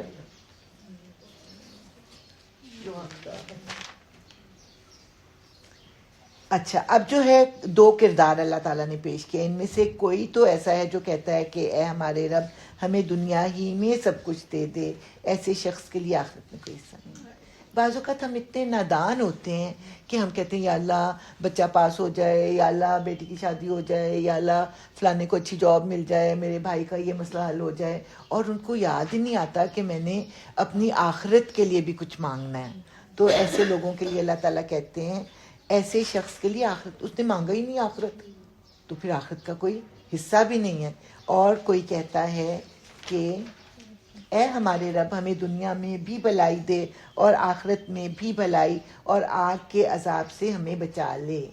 ربنا آتنا فی الدنیا حسنۃ وفی الآخرۃ حسنۃ وقنا عذاب النار. دیکھیں ہم نے دنیا سے آخرت کمانی ہے. اللہ تعالیٰ ہمیں اتنی دنیا دے کہ ہم کسی کے محتاج نہ ہوں, اور کیونکہ محتاجی جو ہے وہ پھر آپ کو مجبور کر دیتی ہے اللہ تعالیٰ کی نافرمانی میں بھی کرنے میں بھی. اس لیے دنیا مانگنے میں حرج نہیں. حرج صرف یہ کہ آپ کے دماغ پر دنیا سوار نہ ہو جائے اور آپ اللہ تعالیٰ کے احکامات کو پس پشت نہ ڈالو. تو دنیا سے ہی آخرت کمانی ہے, اس لیے دنیا کی بھلائی مانگنے میں بھی کوئی حرج نہیں. تو وہ دعا مانگتے ہیں کہ اللہ ہمیں دنیا میں بھی عطا فرما اور آخرت میں بھی, اور ہمیں آگ کے عذاب سے بچا. ایسے لوگ اپنی کمائی کے مطابق, ٹھیک ہے وہ دعائیں کرتے ہیں, اللہ تعالیٰ دعائیں قبول بھی کرتا ہے, لیکن یہ نہیں کہ انہوں نے 10 روپے کی نیکی کی ہے تو اللہ تعالیٰ ان کو اربوں روپے ان کی دعا کی وجہ سے ادا کرے. ایک مثال ہے, مطلب یہ کہ ان کو بھلائی ملے گی لیکن اس پرپورشن سے ملے گی جس پرپورشن سے انہوں نے بھلائی کی ہوگی. اللہ تعالیٰ چاہے تو بڑھا چڑھا کے اجر ادا کرتا ہے, لیکن تمہاری بھلائیاں بھی تو زیادہ ہونی چاہیے نا, تو اس کو اجر ملے گا لیکن اس پرپورشن سے ملے گا جتنی کہ تم بھلائیاں کرتے ہو. اور اللہ کو حساب چکاتے کچھ دیر نہیں لگتی. یہ گنتی کے چند روز ہیں, ایامم معدودات. کتنے دن ہیں؟ 5 دن ہے نا. اور اسی طرح جب اللہ تعالیٰ نے روزے کے احکامات میں ایامم معدودات کہا تو اس میں پھر 3 دن مراد تھے, جیسے ایام 20, 13, 14 اور 15, اور یہاں پہ پھر 5 دن ہیں. یہ گنتی کے چند روز ہے جو تمہیں اللہ کی یاد میں بسر کرنی چاہیے. پھر جو کوئی جلدی کر کے 2 ہی دن میں واپس ہو گیا تو کوئی حرج نہیں, اور جو کچھ دیر زیادہ ٹھہر کر پلٹا تو بھی کوئی حرج نہیں, بشرطے کہ یہ دن اس نے تقوی کے ساتھ بسر کیے. اللہ کی نافرمانی سے بچو اور خوب جان رکھو کہ ایک روز اس کے حضور تمہاری پیشی ہونے والی ہے. ہاں جی, اب اللہ تعالیٰ ایک منافق کی جو ہے وہ کہانی, اس مثال میں تو مجھے اپنے سیاستدان یاد آ جاتے ہیں سارے کے سارے. خاص طور پر 97 میں کبھی نکال کے آپ سنیں بے نظیر کی تقریر, بالکل ایک لوری تھی, شہد کی نہریں بہ رہی ہوں گی, دودھ کی نہریں کبھی ضرور سنیں. ایسا نقشہ پیش سارے کرتے ہیں, لیکن خاص طور پہ بعض اوقات ہوتا ہے نا کوئی بات آپ کے دل کو لگ جاتی ہے, تو بالکل ایسے لگ رہا تھا جیسے پریوں کے دیس کی ایک کہانی سنائی جا رہی ہے. تو اب وہ دیکھیں, انسانوں میں کوئی تو ایسا ہے جس کی باتیں دنیا کی زندگی میں تمہیں بہت بھلی معلوم ہوتی ہیں, اور اپنی نیک نیتی پر وہ بار بار خدا کو گواہ ٹھہراتا ہے, مگر حقیقت میں وہ بدترین دشمن حق ہوتا ہے. جب اسے اقتدار حاصل ہو جاتا ہے تو زمین میں اس کی ساری دوڑ دھوپ اس لیے ہوتی ہے کہ فساد پھیلائے, کھیتوں کو غارت کرے اور نسل انسانی کو تباہ کرے. حالانکہ اللہ جسے وہ گواہ بنا رہا تھا فساد کو ہرگز پسند نہیں کرتا, اور جب اسے کہا جاتا ہے کہ اللہ سے ڈر تو اپنے وقار کا خیال اس کو گناہ پر جما دیتا ہے. یعنی کہ اس کی جو ہوتی ہے انانیت, اس کی سیلف رسپیکٹ سامنے آ جاتی ہے, اور وہ اپنے رویے کو بدلنے پر تیار نہیں ہوتا. ایسے شخص کے لیے تو بس جہنم ہی کافی ہے, اور وہ بہت برا ٹھکانہ ہے. دوسری طرف انسانوں ہی میں کوئی ایسا بھی ہے جو رضائے الہی کی طلب میں اپنی جان کھپا دیتا ہے, اور ایسے بندوں پر اللہ بہت مہربان ہے. اے ایمان لانے والو, تم پورے کے پورے اسلام میں داخل ہو اور شیطان کی پیروی نہ کرو کہ وہ تمہارا کھلا دشمن ہے. یہ نہیں کہ یہ مخصوص احکامات تو ہم مانیں گے, عبادات تو ہم کر لیں گے, یہ جو حقوق کیا ہوتے ہیں, حقوق العباد, اس کی طرف ہم توجہ نہیں کریں گے, کمائی جیسے ہم چاہیں گے ہم کریں گے. تو اللہ تعالیٰ کو ایسا اسلام قبول نہیں. تم نے ہر شعبے میں اپنے آپ کو اللہ تعالیٰ کے حکم کا پابند کرنا ہے, اور شیطان کی پیروی نہ کرو, وہ تمہارا کھلا دشمن ہے. جو صاف صاف ہدایات تمہارے پاس آ چکی ہیں, اگر ان کو پا لینے کے بعد پھر تم نے لغزش کھائی تو خوب جان رکھو کہ اللہ سب پر غالب اور حکیم و دانا ہے۔ ان ساری نصیحتوں اور ہدایتوں کے بعد بھی لوگ سیدھے نہ ہوں تو کیا اب وہ اس کے منتظر ہیں کہ اللہ باطلوں کا چتر لگائے، فرشتوں کے پڑے ساتھ لیے خود سامنے آ موجود ہو اور فیصلہ ہی کر ڈالا جائے؟ آخر کار سارے معاملات پیش تو اللہ ہی کے حضور ہونے والے ہیں۔ بنی اسرائیل سے پوچھو کیسی کھلی کھلی نشانیاں ہم نے انہیں دکھائی ہیں، اور پھر یہ بھی انہی سے پوچھ لو کہ اللہ کی نعمت پانے کے بعد جو قوم اس کو شقاوت سے بدلتی ہے اسے اللہ کیسی سخت سزا دیتا ہے۔ یعنی بنی اسرائیل کو ایک دفعہ پھر مخاطب کر کے جھنجھوڑا جا رہا ہے کہ تمہیں اب سزا ملنے والی ہے۔ جن لوگوں نے کفر کی راہ اختیار کی ہے ان کے لیے دنیا کی زندگی بڑی محبوب و دل پسند بنا دی گئی ہے، یعنی کفار مکہ سے اب خطاب ہے کہ تمہیں دنیا ہی خوبصورت لگتی ہے اور دنیا کی خاطر ہی تم نے اپنے ہی بھائی بہن کی رسالت کو تسلیم نہیں کیا۔ ایسے لوگ ایمان کی راہ اختیار کرنے والوں کا مذاق اڑاتے ہیں، مگر قیامت کے روز پرہیزگار لوگ ہی ان کے مقابلے میں عالی مقام ہوں گے۔ رہا دنیا کا رزق تو اللہ کو اختیار ہے، جسے چاہے بے حساب دے۔ ابتدا میں سب لوگ ایک ہی طریقے پر تھے، پھر یہ حالت باقی نہ رہی اور اختلافات رونما ہوئے۔ تب اللہ نے نبی بھیجے جو راست روی پر بشارت دینے والے اور کجروی کے نتائج سے ڈرانے والے تھے، اور ان کے ساتھ کتاب برحق نازل کی تاکہ حق کے بارے میں لوگوں کے درمیان جو اختلافات رونما ہو گئے تھے ان کا فیصلہ کرے۔ اور ان اختلافات کے رونما ہونے کی وجہ یہ نہ تھی کہ ابتدا میں لوگوں کو حق بتایا نہیں گیا تھا، نہیں، اختلاف ان لوگوں نے کیا جنہیں حق کا علم دیا جا چکا تھا۔ انہوں نے روشن ہدایات پا لینے کے بعد محض اس لیے حق کو چھوڑ کر مختلف طریقے نکالے کہ وہ آپس میں زیادتی کرنا چاہتے تھے۔ بس جو لوگ انبیاء پر ایمان لے آئے انہیں اللہ نے اپنے اذن سے اس حق کا راستہ دکھا دیا جس میں لوگوں نے اختلاف کیا تھا۔ اللہ جسے چاہتا ہے راہ راست دکھا دیتا ہے۔ تو حضرت آدم آئے، حضرت آدم اللہ کی شریعت لے کے آئے، ان کی جب اولادیں پیدا ہوئیں، ان کی تعداد زیادہ ہوئی تو آہستہ آہستہ ان کی اولادوں میں سے بھی سرکش لوگ پیدا ہونے لگے جو اللہ تعالیٰ کے احکامات کو پس پشت ڈالنے لگے۔ پھر اللہ تعالیٰ نے اپنے نبی بھیج کر ان کو درست کرنے کی کوشش کی۔ ان میں سے کچھ لوگوں نے تو نبیوں کی راہ اختیار کی، لیکن کچھ لوگوں نے سرکشی کا رویہ ہی اپنائے رکھا۔ اور سرکشی وہ کیوں کرتے تھے؟ تاکہ وہ دنیا میں زیادہ معزز اور زیادہ بڑے ہو جائیں۔ اس میں پھر ہمیں حابیل اور قابیل کی مثال سورہ مائدہ میں ملے گی کہ کس کی اولاد تھے؟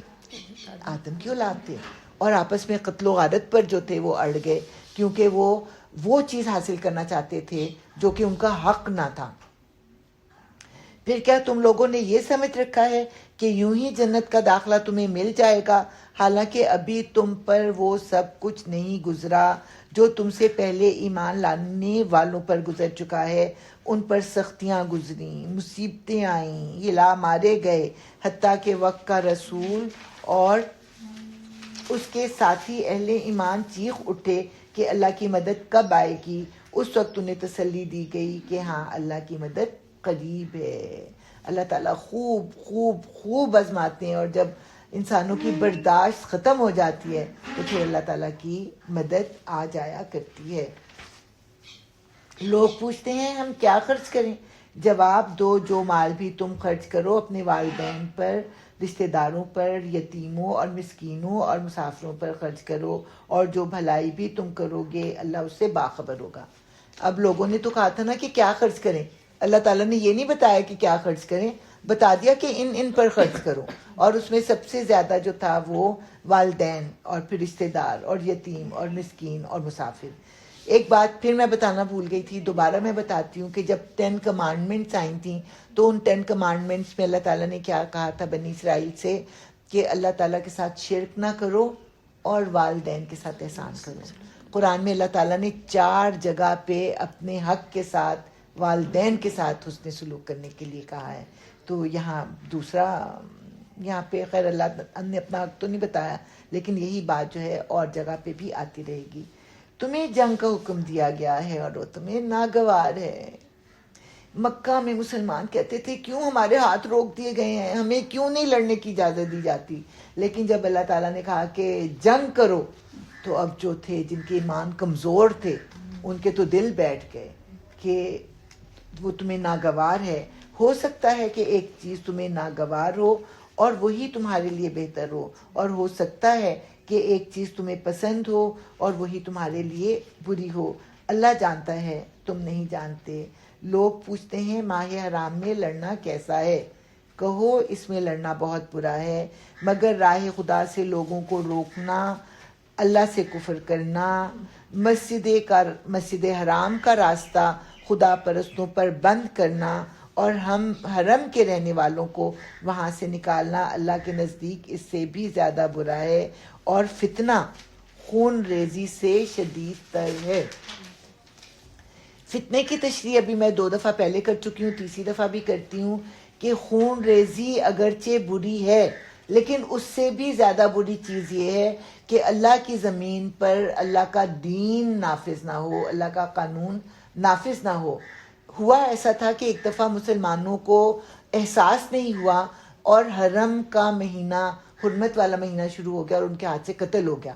اب کفار مکہ نے خوب شور مچایا کہ صدیوں سے ان مہینوں کی حرمت چلی آ رہی ہے, اور یہ کیسے لوگ ہیں جو اللہ کا نام بھی لیتے ہیں اور اللہ کی حرمتوں کو بھی پامال کرتے ہیں. اس کا جواب پھر اللہ تعالیٰ نے ایک اور اینگل سے دیا کہ ہاں حرمت والے مہینوں میں لڑنا بہت برا ہے, لیکن تم یہ سوچو کہ تم کس کس چیز کے مجرم بن چکے ہو, کہ تم نے اللہ تعالیٰ کے ساتھ کفر کیا, تم نے اس کے رسول کے ساتھ کفر کیا, اور اس کے بعد کیا کیا؟ راہ خدا سے لوگوں کو روکنا, اللہ سے کفر کرنا, مسجد حرام کا راستہ خدا پرستوں پر بند کرنا اور حرم کے رہنے والوں کو وہاں سے نکالنا اللہ تعالیٰ کے نزدیک اس سے بھی زیادہ بڑا گناہ ہے. وہ تو تم سے لڑے ہی جائیں گے, حتیٰ کہ اگر ان کا بس چلے تو تمہیں اس دین سے پھیر لے جائیں, اور یہ خوب سمجھ لو کہ تم میں سے جو کوئی اس دین سے پھرے گا اور کفر کی حالت میں جان دے گا, اس کے اعمال دنیا اور آخرت دونوں میں ضائع ہو جائیں گے. ایسے سب لوگ جہنمی ہیں اور جہنم ہی میں ہمیشہ رہیں گے, بخلاف اس کے جو لوگ ایمان لائے اور جنہوں نے خدا کی راہ میں اپنا گھر بار چھوڑا اور جہاد کیا, وہ رحمت الہی کے جائز امیدوار ہیں. وہ کوالیفائی کر گئے اللہ تعالیٰ کی رحمت کو, اور اللہ ان کی لغزشوں کو معاف کرنے والا اور اپنی رحمت سے انہیں نوازنے والا ہے. اللہ پر ایمان لانا, اللہ کی راہ میں ہجرت کرنا, جہاد کرنا, ضروری نہیں ہے کہ انسان سے غلط کام ہونے سے روک سکے. انسان ہے نا, انسان سے غلط کام ہو سکتے ہیں. تو جب اتنے بڑے بڑے کام انسان کرتا ہے تو اس سے جو غلطی اور خطا ہو جاتی ہے تو اللہ تعالیٰ ان غلطیوں اور خطاؤں کو پھر معاف کرتا اور اپنی رحمت سے نوازتا ہے. تو جو کفر پر زندگی گزارتا ہے اور اسی کفر کی حالت میں جان دے دیتا ہے, تو ایسے لوگوں کے نیک اعمال بھی قبول نہیں ہوتے, وہ ضائع ہو جاتے ہیں, اور دنیا میں بھی ان کے لیے سزا ہے اور آخرت میں بھی. پوچھتے ہیں شراب اور جوئے کا حکم کیا؟ وہی فون آ رہا ہے بار بار, یہ مختلف آ رہے ہیں, دوسرے فون پہ کر لیں گے. پوچھتے ہیں شراب اور جوئے کا کیا حکم ہے؟ کہو ان دونوں چیزوں میں بڑی خرابی ہے, اگرچہ ان میں لوگوں کے لیے کچھ منافع بھی ہیں, مگر ان کا گناہ ان کے فائدے سے بہت زیادہ ہے. اب جیسا کہ میں نے بتایا تھا کہ قرآن میں ناسخ و منسوخ ہے, کہ اللہ تعالیٰ کچھ احکامات کو منسوخ کر کے ان کی جگہ پہ نئے احکامات لے آتے ہیں, اور اس میں شراب کا عام طور پہ میں ضرور مثال دیتی ہوں. شراب کے احکامات 4 دفعہ آئے ہیں, جیسا کہ سورہ روم میں صرف اتنا بتا دیا گیا کہ اللہ تعالیٰ نے تمہیں پاکیزہ رزق دیا, تم اسے پاکیزہ رزق بھی بناتے ہو اور خبیث بھی. اب دوسرے لیول پر یہ حکم آیا کہ اگرچہ شراب میں کچھ فائدہ ہے, لیکن اس کا گناہ اس کا گناہ اس کے فائدے سے بہت بڑھ کر ہے.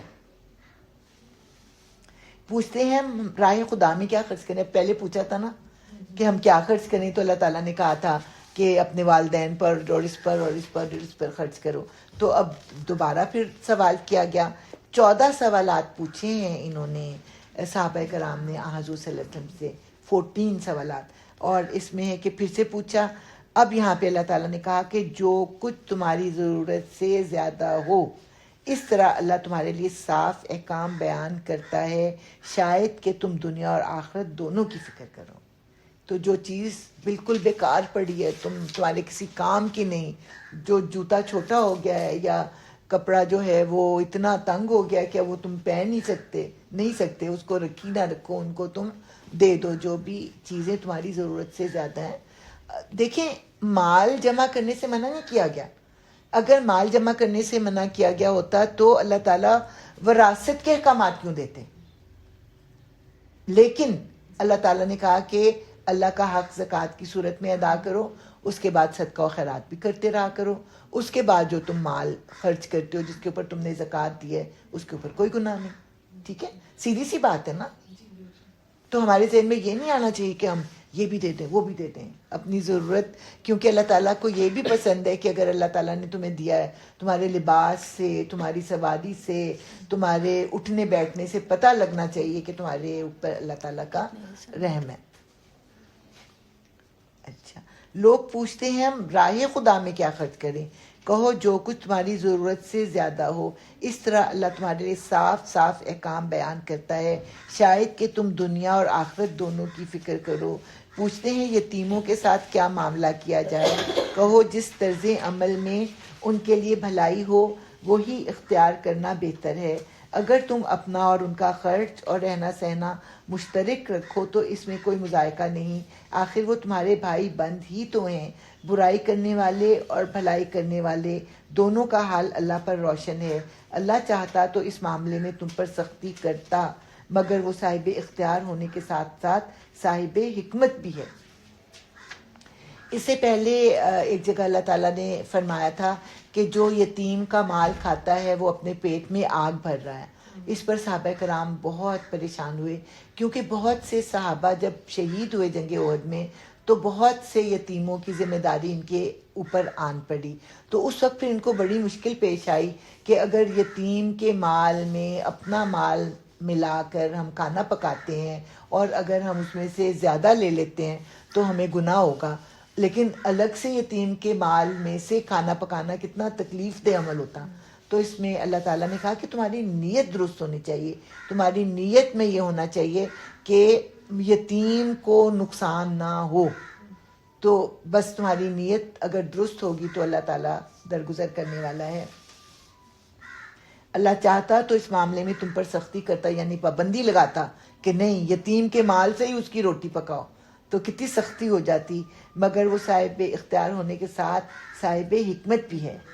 تم مشرک عورتوں سے ہرگز نکاح نہ کرنا جب تک کہ وہ ایمان نہ لے آئیں. ایک مومن لونڈی مشرک شریف زادی سے بہتر ہے، اگرچہ وہ تمہیں بہت پسند ہو. اپنی عورتوں کے نکاح مشرک مردوں سے کبھی نہ کرنا جب تک کہ وہ ایمان نہ لے آئیں. ایک مومن غلام مشرک شریف سے بہتر ہے، اگرچہ وہ تمہیں بہت پسند ہو.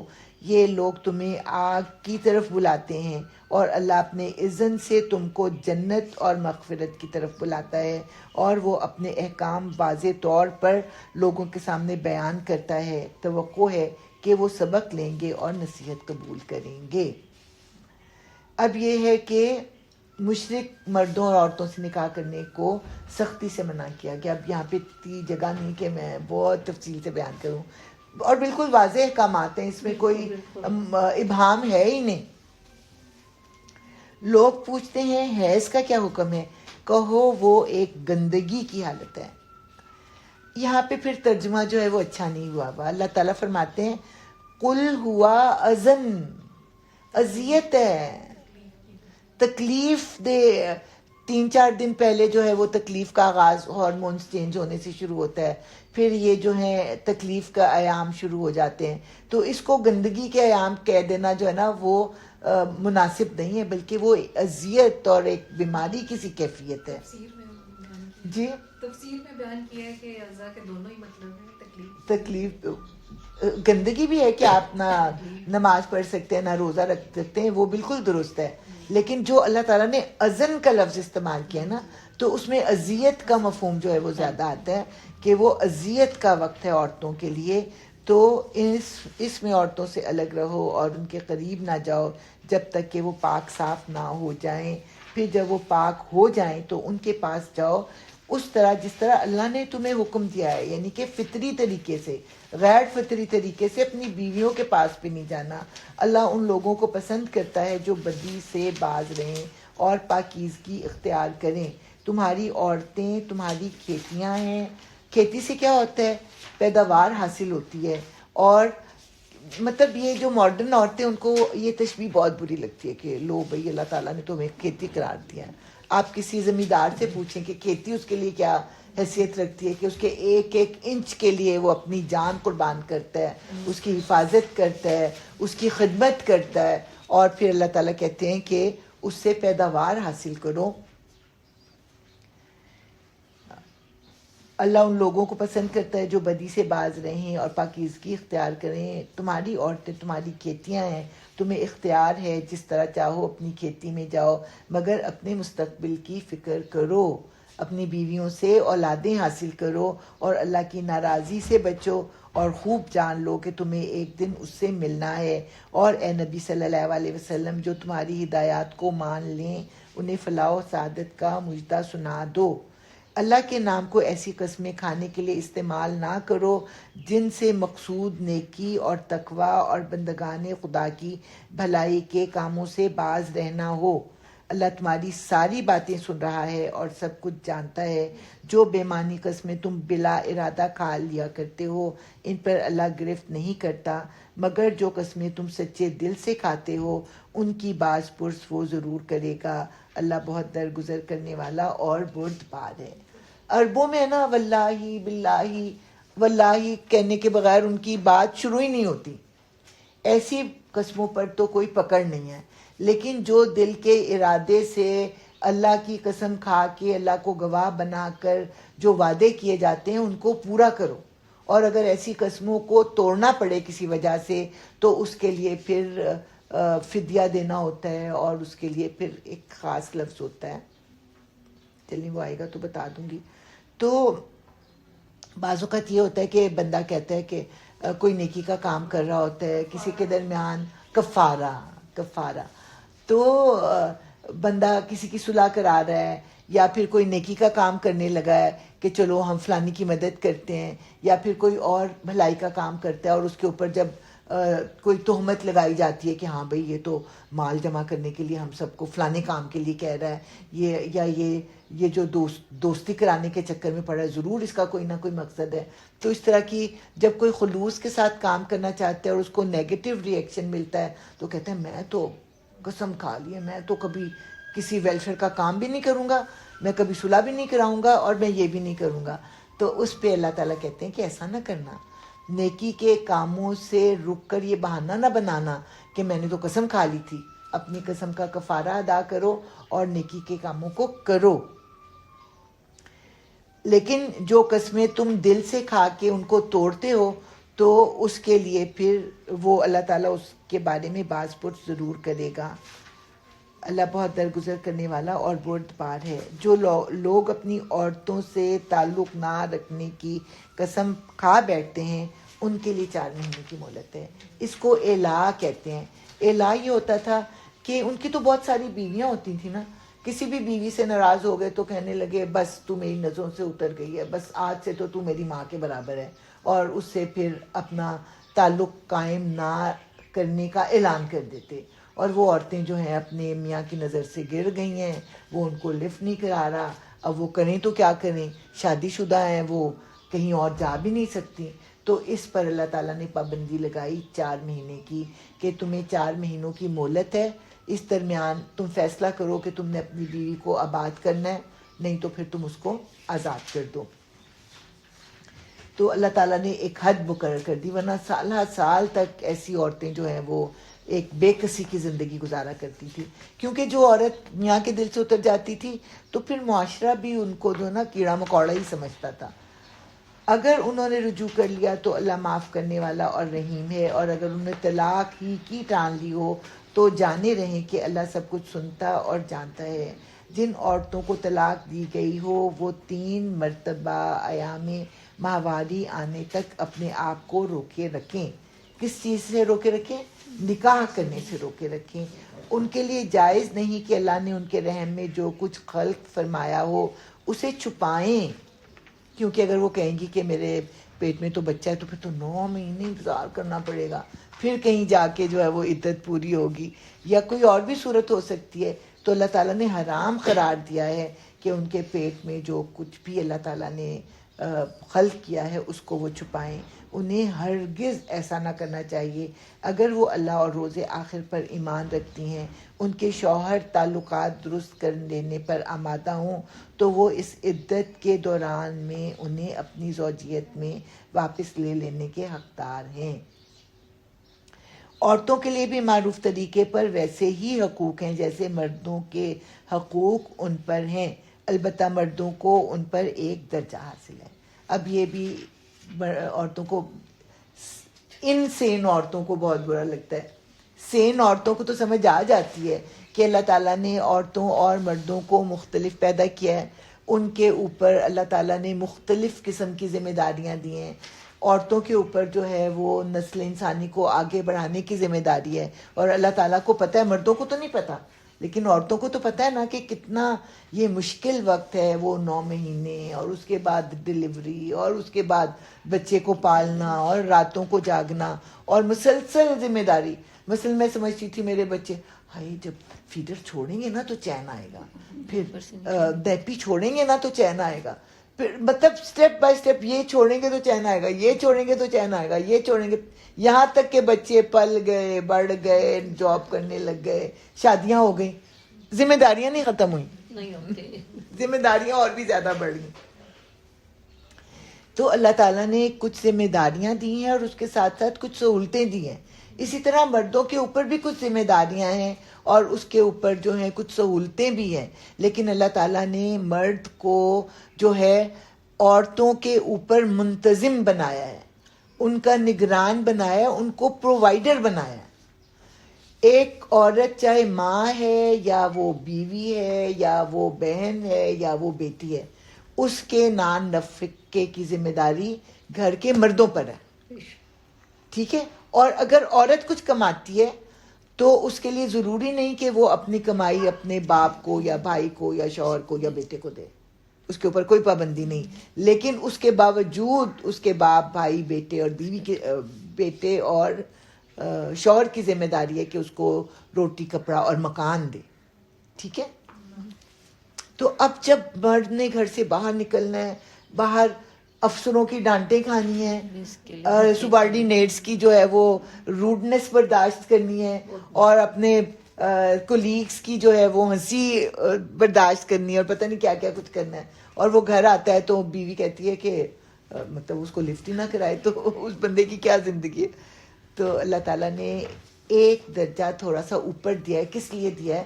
کہ وہ اپنے مال خرچ کرتے ہیں، اس کے اوپر اللہ تعالیٰ نے پرووائیڈر کی ذمہ داری لگائی ہے. یہاں پہ اصل میں جو لفظ استعمال کیا جاتا ہے نا، کس کا لفظ کہاں چلا گیا؟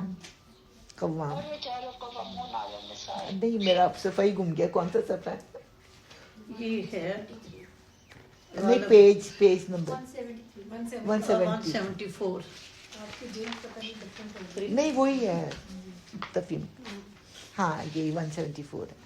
تو یہاں پہ اللہ تعالیٰ نے وَلَهُنَّ مِثْلُ الَّذِي عَلَيْهِنَّ بِالْمَعْرُوفِ وَلِلرِّجَالِ عَلَيْهِنَّ دَرَجَةٌ وَاللَّهُ عَزِيزٌ حَكِيمٌ.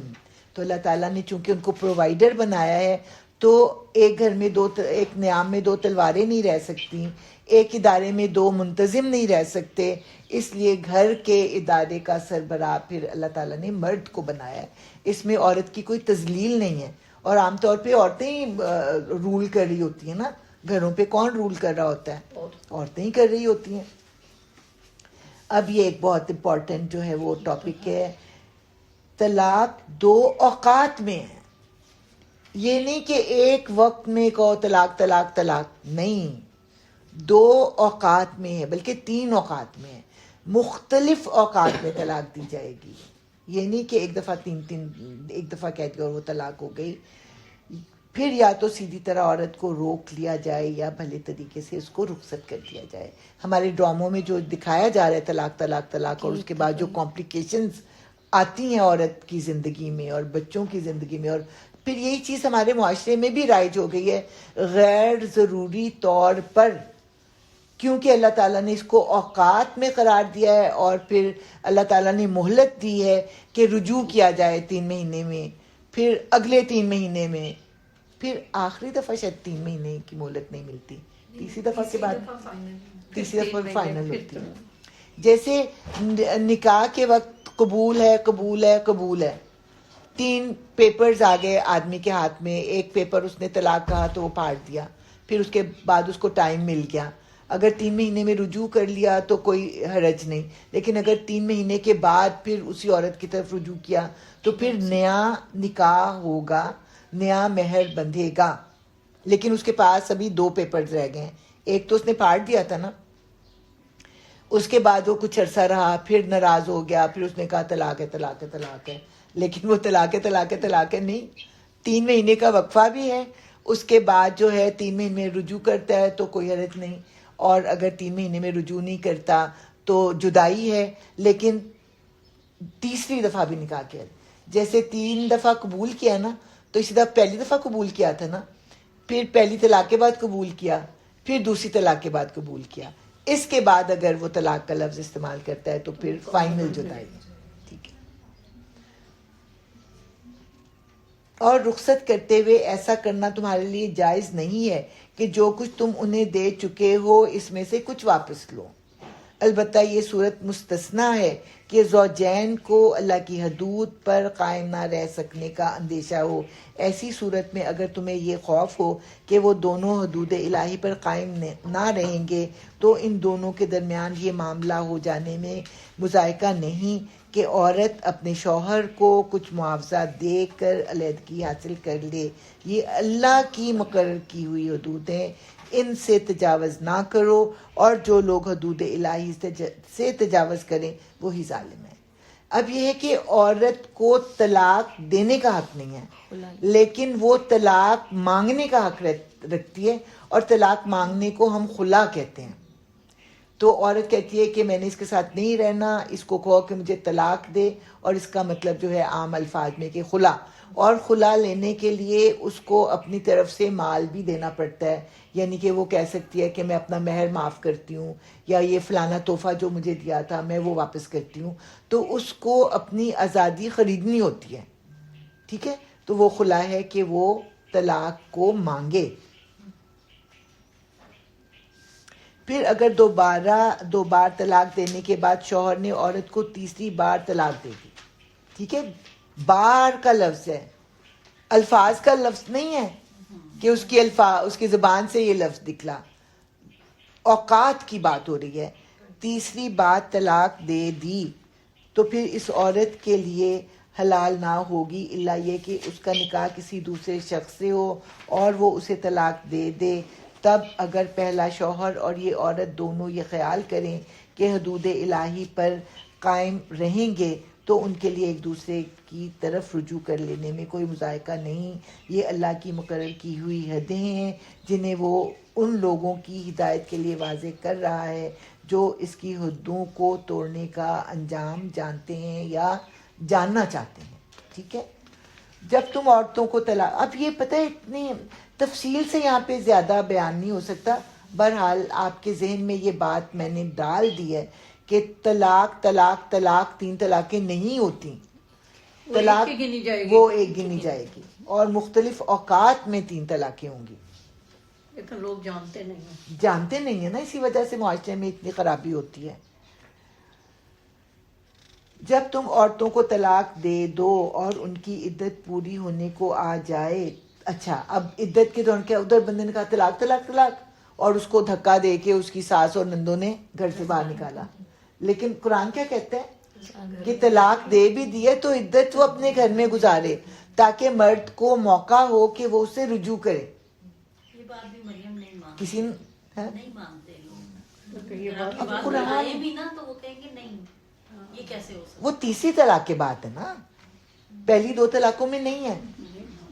تیسری کے بعد پھر تیسری کے بعد بھی 3 مہینے میں رجوع نہیں وہ اس میں نہیں ہے. پھر تیسری دفعہ اللہ تعالیٰ نے ذرا سختی کی ہے کہ تم مذاق ہی نہ بناؤ. نہیں تیسری دفعہ 3 مہینے نہیں ہوتے پھر وہ اور طریقے آتے ہیں. جی. نہیں تو 3 کے بعد اور طریقے ہوتے ہیں پھر اپنا دوبارہ اپنا.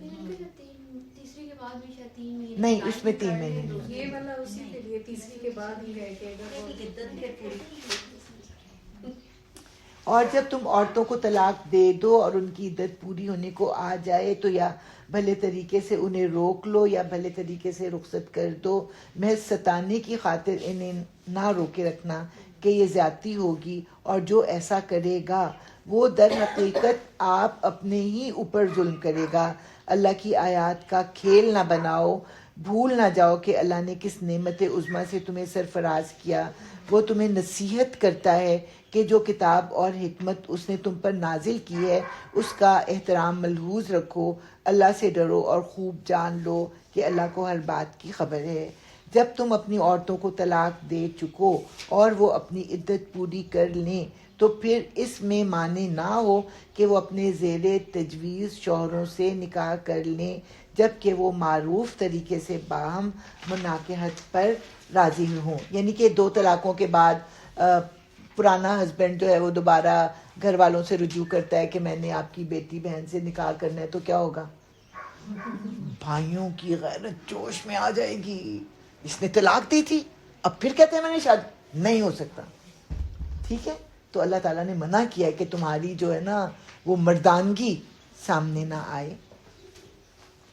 تمہیں نصیحت کی جاتی ہے کہ ایسی حرکت ہرگز نہ کرنا اگر تم اللہ اور روز آخر پر ایمان لانے والے ہو.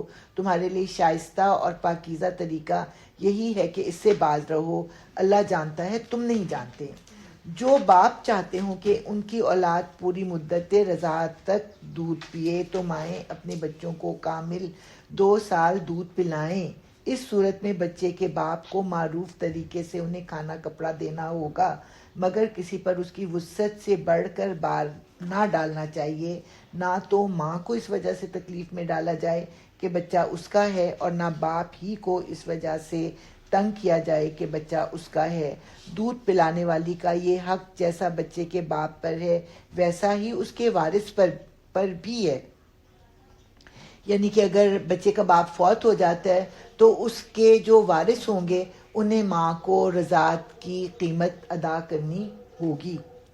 لیکن اگر فریقین باہمی رضامندی اور مشورے سے دودھ چھڑانا چاہیں تو ایسا کرنے میں کوئی مذائقہ نہیں. اور اگر تمہارا خیال اپنی اولاد کو کسی غیر عورت سے دودھ پلوانے کا ہو تو اس میں بھی کوئی حرج نہیں بشرطے کہ اس کا جو کچھ معاوضہ طے کرو وہ معروف طریقے پر ادا کرو. اچھا اس میں جو ہے نا 2 پہلو ہیں. ایک تو یہ کہ جس عورت سے دودھ پلوا رہے ہو اس کو اس کا معاوضہ پورا دو. اور اس کا ایک پہلو جو کہ قرآن کے الفاظ میں ہے لیکن ترجمے میں وہ تھوڑا سا الٹ پلٹ ہو گیا. وہ یہ کہ جب کسی دوسری عورت سے دودھ پلوانے لگو تو ابھی تک ماں کا جو حق تم پر تھا اس کو ادا کرو. یہ نہ ہو کہ ہاں بھائی میں بچہ لے کے جا رہا ہوں میں تو فلانے سے دودھ پلاؤں گا بیٹھی رہو تم جو تم نے 1.5 سال دودھ پلایا تھا. نہیں، ماں کا جو تم نے رضاعت کی ذمہ داری لی تھی رضاعت کو پے کرنے کی نان نفقے کی وہ پوری کرنی ہے. ٹھیک ہے واضح ہو گیا کہ ماں کو بھی پورا دو اور دودھ پلانے والی کو بھی پورا دو. اللہ سے ڈرو اور جان رکھو کہ جو کچھ تم کرتے ہو سب اللہ کی نظر میں ہے. تم میں سے جو لوگ مر جائیں ان کے پیچھے اگر ان کی بیویاں زندہ ہوں تو وہ اپنے آپ کو 4 مہینے 10 دن روکے رکھیں. طلاق کے بعد عدت کتنی ہے؟ 3 ماہ. اور بیوگی کی عدت کتنی ہے؟ 4 ماہ 10 دن. اس میں کیوں فرق ہے؟ کیونکہ طلاق میں عورت کے اوپر جو سٹریس آتا ہے اس سٹریس میں سے وہ 3 مہینے سے نکل جاتی ہے اور نئی زندگی شروع کرنے کے لیے تیار ہو جاتی ہے. لیکن یہاں پہ لڑائی جھگڑے سے تو نہیں اس کا میاں جدا ہوا نا. اس کے دل میں جو غم ہے اس غم کو اوور کم کرتے ہوئے اللہ تعالیٰ کو پتہ ہے کہ 4 مہینے اور 10 دن لگ جائیں گے. اس لیے اللہ تعالیٰ نے یہ مدت مقرر کی. کس کی؟ وہ بھی 3 مہینے ہوتی ہے. डिमांड है, तलाक नहीं है, तलाक हाँ। नहीं है। پھر جب ان کی عدت پوری ہو جائے تو انہیں اختیار ہے اپنی ذات کے معاملے میں معروف طریقے سے جو چاہیں کریں، یعنی نکاح کریں یا نکاح نہ کریں، یا اپنی زندگی کا جو طریقہ وہ پسند کرتی ہیں اس کے مطابق زندگی گزاریں. تم پر اس کی کوئی ذمہ داری نہیں. اللہ تم سب کے اعمال سے باخبر ہے. زمانہ عدت میں خواہ تم ان بیوہ عورتوں کے ساتھ منگنی کا ارادہ اشارے کنائے میں ظاہر کر دو، خواہ دل میں چھپائے رکھو، دونوں صورتوں میں کوئی مذائقہ نہیں. اللہ جانتا ہے کہ ان کا خیال تو تمہارے دل میں آئے گا ہی کہ ہاں بھئی وہ بیوہ ہو گئی ہے یا وہ اس کو طلاق ہو گئی ہے تو اچھی خاتون ہے، میں اس سے شادی کر لوں. اس طرح کا خیال تو آس پاس کے مردوں کو آئے گا ہی، لیکن کیا نہ کرو مگر دیکھو عہد خفیہ عہد و پیمان نہ کرنا. اگر کوئی بات کرنی ہے تو معروف طریقے سے کرو، اور اگر عقد نکاح باندھنے کا فیصلہ اس وقت تک نہ کرو جب تک کہ عدت پوری نہ ہو جائے. خوب سمجھ لو اللہ تمہارے دلوں کا حال تک جانتا ہے، لہٰذا اس سے ڈرو اور یہ بھی جان لو کہ اللہ بردبار ہے، چھوٹی چھوٹی باتوں سے درگزر کرتا ہے. آج کل جو ایشو چلا ہوا ہے نا، تو اس کے بارے میں یہ ہے کہ کچھ چیزوں کی گواہی اکیلی عورت دے گی اور اس کی گواہی کو کوئی چیلنج نہیں کر سکتا. مثلا دایا اس بات کی گواہی دے گی کہ جب بچہ پیدا ہوا تو یہ باہر نکل کے رویا تھا، اور جج اس کی اس بات کو رد نہیں کرے گا. اس میں خرابی کیا ہوگی؟ مجھے سمجھ نہیں آتی تھی. اس لیے کہ اگر بچے نے ایک سانس بھی لے لی تو باپ کی جائیداد میں اس کا حق ہوگا، اور پھر اس جائیداد کو، اس بچے کی جائیداد کو بھی آگے سے تقسیم کرنا پڑے گا اللہ کے حکم کے بارے میں. اور اسی طرح اگر دائی کہے گی کہ نہیں یہ اسٹل بورن تھا تو جو ہے وہ جج کو وہ بھی ماننا پڑے گا. اسی طرح عورت اگر کہتی ہے کہ میری عدت، کسی کو کیا پتہ ہے، کسی کے پیریڈ جو ہیں وہ 21 دن کے بعد آ جاتے ہیں، کسی کے 35 دن کے بعد آ جاتے ہیں. اب اگر عورت کہہ رہی ہے کہ میرے پیریڈز آ گئے تو اس کی بات کو ماننا پڑے گا، اس کو کوئی چیلنج نہیں کر سکتا. لہٰذا اس سے ڈرو اور یہ بھی جان لو کہ اللہ بردبار ہے، چھوٹی چھوٹی باتوں سے درگزر فرماتا ہے. تم پر کچھ گناہ نہیں اگر اپنی عورتوں کو طلاق دے دو قبل اس کے کہ ہاتھ لگانے کی نوبت آئے یا مہر مقرر ہو. یہاں پہ 3 سیناریوز جو ہے نا وہ بتائے گئے ہیں. اس صورت میں انہیں کچھ نہ کچھ دینا ضرور چاہیے. جیسے بچپن کی منگنی ہوئی، بچے بڑے ہوئے کہتے ہیں ہم نے نہیں شادی کرنی اس کے ساتھ، تو اس وقت جب شادی ہوئی تھی تو اس وقت جو ہے نا کوئی مہر وغیرہ مقرر، آپس کی تو بات ہے، دیکھا جائے گا، کر لیں گے، بس نکاح کر دیا اور اس کے بعد جو ہے مہر مقرر نہیں کیا، رخصتی نہیں ہوئی. ابھی کل میرا ڈرائیور کہہ رہا تھا کہ وہ جی میں نے یہ فلانا میرے پاس پیسے آئے تو میں نے اپنے بھتیجے کو یہ ایئرنگ ایڈ لگا دیا. تو میں نے سمجھا کہ بڑا بچہ ہوگا، تو کہتا ہے وہ میرا داماد ہے نا. تو میں نے کہا اچھا تمہاری بیٹی اتنی بڑی ہے؟ کہتے ہیں نہیں جی وہ بچہ 4 سال کا اور میری بیٹی تو 2 سال کی ہے. تو میں نے کہا یہ کیا کر رہے ہو؟ کہتے ہیں ہمارے ایسے ہی ہوتے، ہمارا ایسے ہی ہوتا ہمارے ایسے ہوتا. یعنی آج بھی یہ ہو رہا ہے، ہے. آج بھی یہ ہو رہا ہے. بدل کی شادیاں اور یہ دونوں ہی ہو رہی ہیں بہت. تو بتانا یہ تھا کہ ایسی صورت میں جب نکاح ہو گیا، مہر مقرر نہیں ہوا اور پھر رخصتی نہیں ہوئی تو پھر مہر جو ہے وہ آدھا ہوگا. اور اس میں بھی پھر اللہ تعالیٰ نے 2 صورتیں بتائیں. مرد کو اللہ تعالیٰ نے دینے والا پسند کیا تو اللہ تعالیٰ کہتے ہیں اگر تم پورا مہر دے دو، ویسے تو شرعی طور پہ آدھا مہر تمہیں دینا ہے. نہیں اس میں تو شاید مہر ہے ہی نہیں.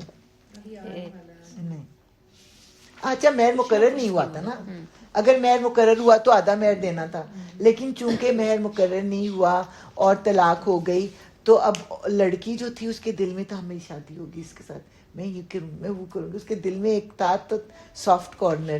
اب وہ ڈپریس ہو رہی ہے، ساری دنیا کو بھی پتہ ہے کہ یہ اس کے ساتھ منسوب تھی. تو اس کی جو ہوتی ہے نا جس کو شہرت کہتے ہیں یا اس کی ایک ہوتی ہے، اس پہ تھوڑا سا دبا تو آتا ہے نا. تو اس کو کچھ نہ کچھ تحفے تحائف دو. جس کے پاس زیادہ ہے وہ زیادہ دے، جس کے پاس کم ہے وہ کم دے. میں دوسرا سیناریو یہ ہے، اسی طرح بچپن کی شادی ہوئی اور مہر مقرر ہو گیا تھا اور پھر رخصتی نہیں ہوئی اور طلاق ہو گئی، اس صورت میں پھر آدھا مہر دینا ہے. لیکن اگر مرد پورا مہر دے دے تب بھی ٹھیک ہے، اور اگر عورت کہتی ہے مجھے نہیں چاہیے، میں کون سا اس کے گھر گئی جو میں اس کا مہر لیتی رہوں، تب بھی ٹھیک ہے. پھر تیسرا سیناریو ہے کہ نکاح ہوا اور مہر مقرر ہوا اور رخصتی ہوئی پھر طلاق ہوئی تو پھر جو ہے وہ پھر پورا مہر دینا ہوگا. یہ تیسرا سیناریو. تم پر کچھ گناہ نہیں اگر اپنی عورتوں کو طلاق دے دو قبل اس کے کہ ہاتھ لگانے کی نوبت آئے یا مہر مقرر ہو. اس صورت میں انہیں کچھ نہ کچھ دینا ضرور چاہیے. خوشحال آدمی اپنی مقدرت کے مطابق اور غریب اپنی مقدرت کے مطابق معروف طریقے سے دے. یہ حق ہے نیک آدمیوں پر. اگر تم نے ہاتھ لگانے سے پہلے طلاق دی ہو لیکن مہر مقرر کیا جا چکا ہو تو اس صورت میں نصف مہر دینا ہوگا. اور یہ اور بات ہے کہ عورت نرمی برتے اور مہر نہ لے یا وہ مرد جس کے اختیار میں عقد نکاح ہے نرمی سے کام لے اور پورا مہر دے دے. اور تم یعنی مرد نرمی سے کام لو تو یہ تقوی سے زیادہ مناسبت رکھتا ہے. آپس کے معاملات میں فیاضی کو نہ بھولو. تمہارے اعمال کو اللہ دیکھ رہا ہے. چلیں جی. اپنی نمازوں کی نگہداشت کرو خصوصاً ایسی نماز کی جو محاسن صلاۃ کی جامع ہو. صلاۃ وسطیٰ اس کا نام دیا ہے. اب بات ہو رہی ہے طلاق کی اور مہر کی اور اس کی اور اس کی. اس میں نمازیں کہاں سے آ گئیں؟ چلیں بتائیں. تو اگلی وہی ہوگی. نہیں وہ ڈر کے لیے کہ اللہ تعالیٰ کا نہیں، جب اس طرح کے جھگڑے ہو رہے ہوتے ہیں نا طلاقیں ہو رہی ہوتی ہیں تو سب سے زیادہ چیز کیا متاثر ہوتی ہے؟ نماز. تو بے شک طلاقیں دو یا صلح کرو یا مہر دو یا نہ دو ان پہ جھگڑے کرو لیکن نماز نہ بھولو. اور خاص کر عصر کی نماز. یہ نماز وسطیٰ ایک تو 5 نمازوں میں بیچ والی نماز عصر ہی ہوتی ہے.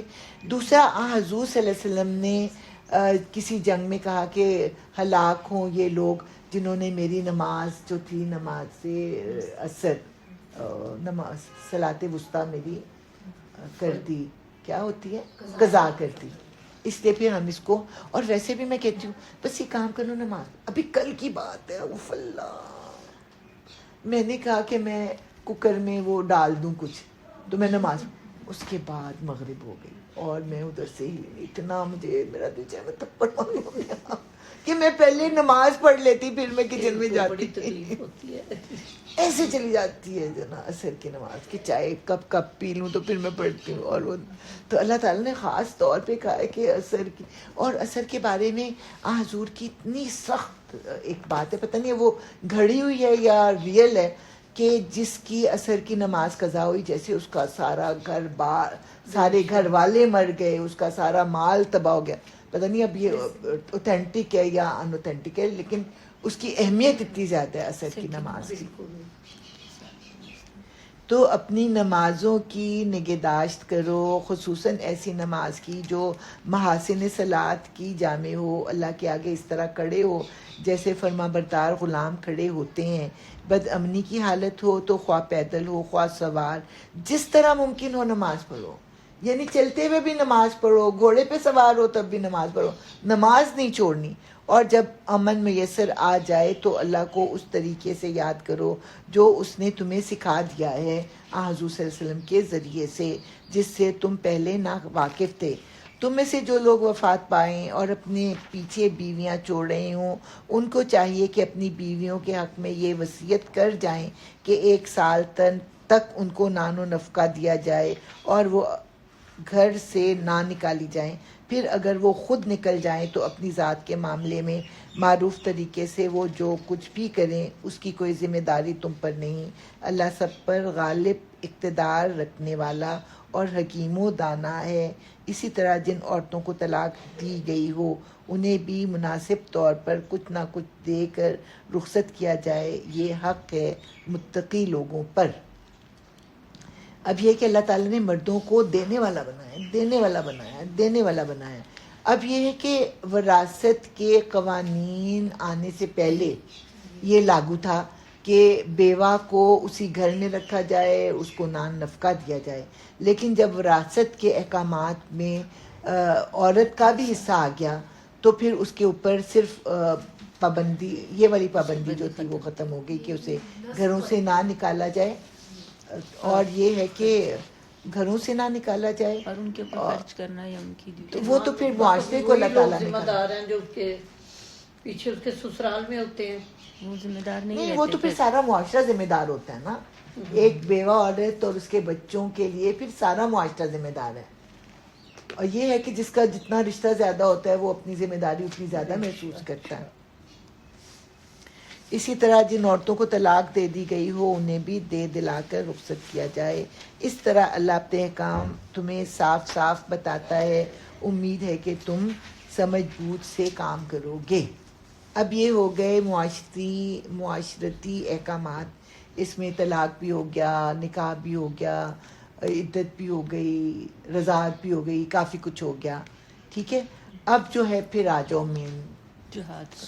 टॉपिक पर। तुम्हें रोज़े रखाए, जंग के लिए तैयार हो। तुम्हें कहा कि माल खर्च करो जहाद की तैयारी के लिए, और तुम्हें कहा कि जंग करो उन लोगों से जिन्होंने तुम्हें तुम्हारे घरों से निकाला। अब जो है ये मुसलमानों को मॉरली तैयार किया जा रहा है कि तुम थोड़े हो, दुश्मन बहुत ज़्यादा हैं। लेकिन हमेशा ऐसा होता रहा है कि जिसका खुलूस ज़्यादा होता है अल्लाह ताला उसको फिर फतह भी देते हैं। इसके लिए फिर हमें जो है वो पहले तो ये बताया गया कि तुम अपने घरों में भी मर जाओगे। ज़रूरी नहीं कि मैदान जंग में जाओगे तो मर ही जाओगे, वहाँ से वापस भी आ सकते हो, लेकिन अगर मौत आई है तो तुम घरों में भी मर जाओगे। तो ये दो पैराग्राफ हैं, तो उनको दोनों को मैंने अलग मिला दिया। बहरहाल तुमने उन लोगों के हाल पर भी कुछ गौर किया जो मौत के डर से अपने घर बार छोड़कर निकले थे, हज़ारों की तादाद में। अल्लाह ने उनसे फरमाया मर जाओ, फिर उसने उनको दोबारा ज़िंदगी बख्शी। हकीकत यह है कि अल्लाह इंसान पर बड़ा फजल फरमाने वाला है, मगर अक्सर लोग शुक्र अदा नहीं करते। ठीक है, किसी बस्ती में वबा फैली तो लोग अपनी जान बचाने के लिए जंगलों में निकल गए, अल्लाह ताला ने जंगलों में मार दिया। फिर अल्लाह ताला ने चूँकि सबक देना था तो उनको दोबारा उठाया, और ये जाहिर करने के लिए कि ज़िंदगी और मौत जो है अल्लाह के हाथ में। इसमें फिर सरसरी सी हम बहस करते हैं कि हुज़ूर ने हमें क्या नसीहत की, किसी वबा वाली बस्ती में दाखिल ना हो। ठीक है, कि तुम भी बीमार होगे, और वबा वाली बस्ती से भी कोई बाहर ना निकले, ताकि वो बीमारी जो है वो पूरी दुनिया में ना फैले। लेकिन यहाँ पे इस आयत में अल्लाह ताला ने सिर्फ इस बात को जाहिर किया है कि अब आगे जो जहाद का हुक्म आने वाला है, तो ये ना समझो कि जंग के लिए निकले तो बस मर ही गए। अल्लाह ताला जिसे चाहे जिंदा रखे और जिसे चाहे मौत दे। अच्छा, मुसलमानों अल्लाह की राह में जंग करो और खूब जान रखो कि अल्लाह सुनने वाला और जानने वाला है। तुम में से कौन है जो अल्लाह को कर्ज हसन दे, ताकि अल्लाह उसे कई गुना बढ़ा चढ़ा कर वापस करे। घटाना भी अल्लाह के इख्तियार में है और बढ़ाना भी, और उसी की तरफ तुम्हें पलट कर जाना है। अब इसका क्या मतलब है?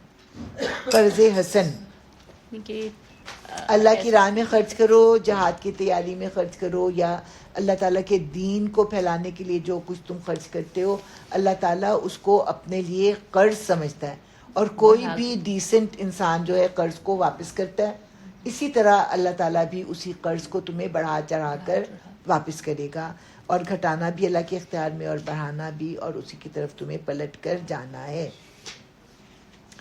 फिर तुमने इस मामले पर भी गौर किया जो मूसा के बाद। अब अल्लाह ताला ने एक कहानी सुनाई है, और इस कहानी का लुब्बे लुबाब ये है कि कम जमात ने एक बहुत बड़े लश्कर को हरा दिया। तो इसी तरह तुम जंग के लिए निकलोगे तो तुम कम होगे, लेकिन अगर अल्लाह की ताईद तुम्हारे साथ रही तो तुम भी जीत जाओगे। तो ये जंगे बदर की तैयारी है ज़हनी तौर पर। फिर तुमने इस मामले पर भी गौर किया जो मूसा के बाद सरदारान बनी इसराइल को पेश आया था। उन्होंने अपने नबी से कहा, हमारे लिए एक बादशाह मुकर्रर कर दो ताकि हम अल्लाह की राह में जंग करें। नबी ने पूछा, कहीं ऐसा तो ना होगा कि तुमको लड़ाई का हुक्म दिया जाए और फिर तुम ना लड़ो? वो कहने लगे, भला ये कैसे हो सकता है कि हम राह खुदा में ना लड़ें, जबकि हमें अपने घरों से निकाल दिया गया है और हमारे बाल बच्चे हमसे जुदा कर दिए गए हैं। मगर जब इनको जंग का हुक्म दिया गया तो एक कलील तादाद के सिवा वो सब पीठ मोड़ गए, और अल्लाह इनमें से एक एक जालिम को जानता है। थोड़ी सी हिस्ट्री मुझे बतानी पड़ेगी। حضرت موسیٰ سے جب اللہ تعالیٰ نے کہا کہ فلاں بستی میں داخل ہو جاؤ تو ان کی قوم نے کیا کہا کہ وہاں تو بڑے جابر لوگ بستے ہیں, ہم نے تو نہیں جانا, تو اور تیرا خدا جائے ان لوگوں کو نکالو تو ہم چلے جائیں گے. اللہ تعالیٰ کو اتنا غصہ آیا کہ 40 سال انہیں صحراؤں میں بھٹکایا یہاں تک کہ وہ غلامی میں پیدا ہوئے سارے لوگ مر گئے جنہوں نے کہ فلسطین میں جانے سے انکار کیا تھا, اور نئی نسل تیار ہوئی جو فوجی ٹریننگ لے کے تیار ہوئی کہ صحرا کی زندگی. تو پھر اللہ تعالیٰ نے ان کو بھیجا, یوشع بن نون کی سربراہی میں انہوں نے فلسطین کو فتح کیا. لیکن انہوں نے کیا کیا, 12 قبیلے تھے نا, تو اس کو 12 حصوں میں تقسیم کر دیا.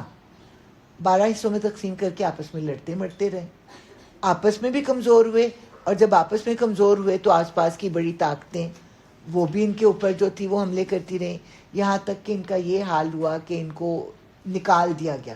ان کو پھر 300 سال کے بعد ہوش آیا کہ یہ ہم نے کیا کیا. اب انہوں نے آ کے اپنے نبی سے کہا, نبی سے نہیں کہا کہ آپ ہماری رہنمائی کریں, کہا بڑے بڑے بادشاہ ہیں, بڑی شان و شوکت ہے, ہمیں بھی کوئی بادشاہ چاہیے.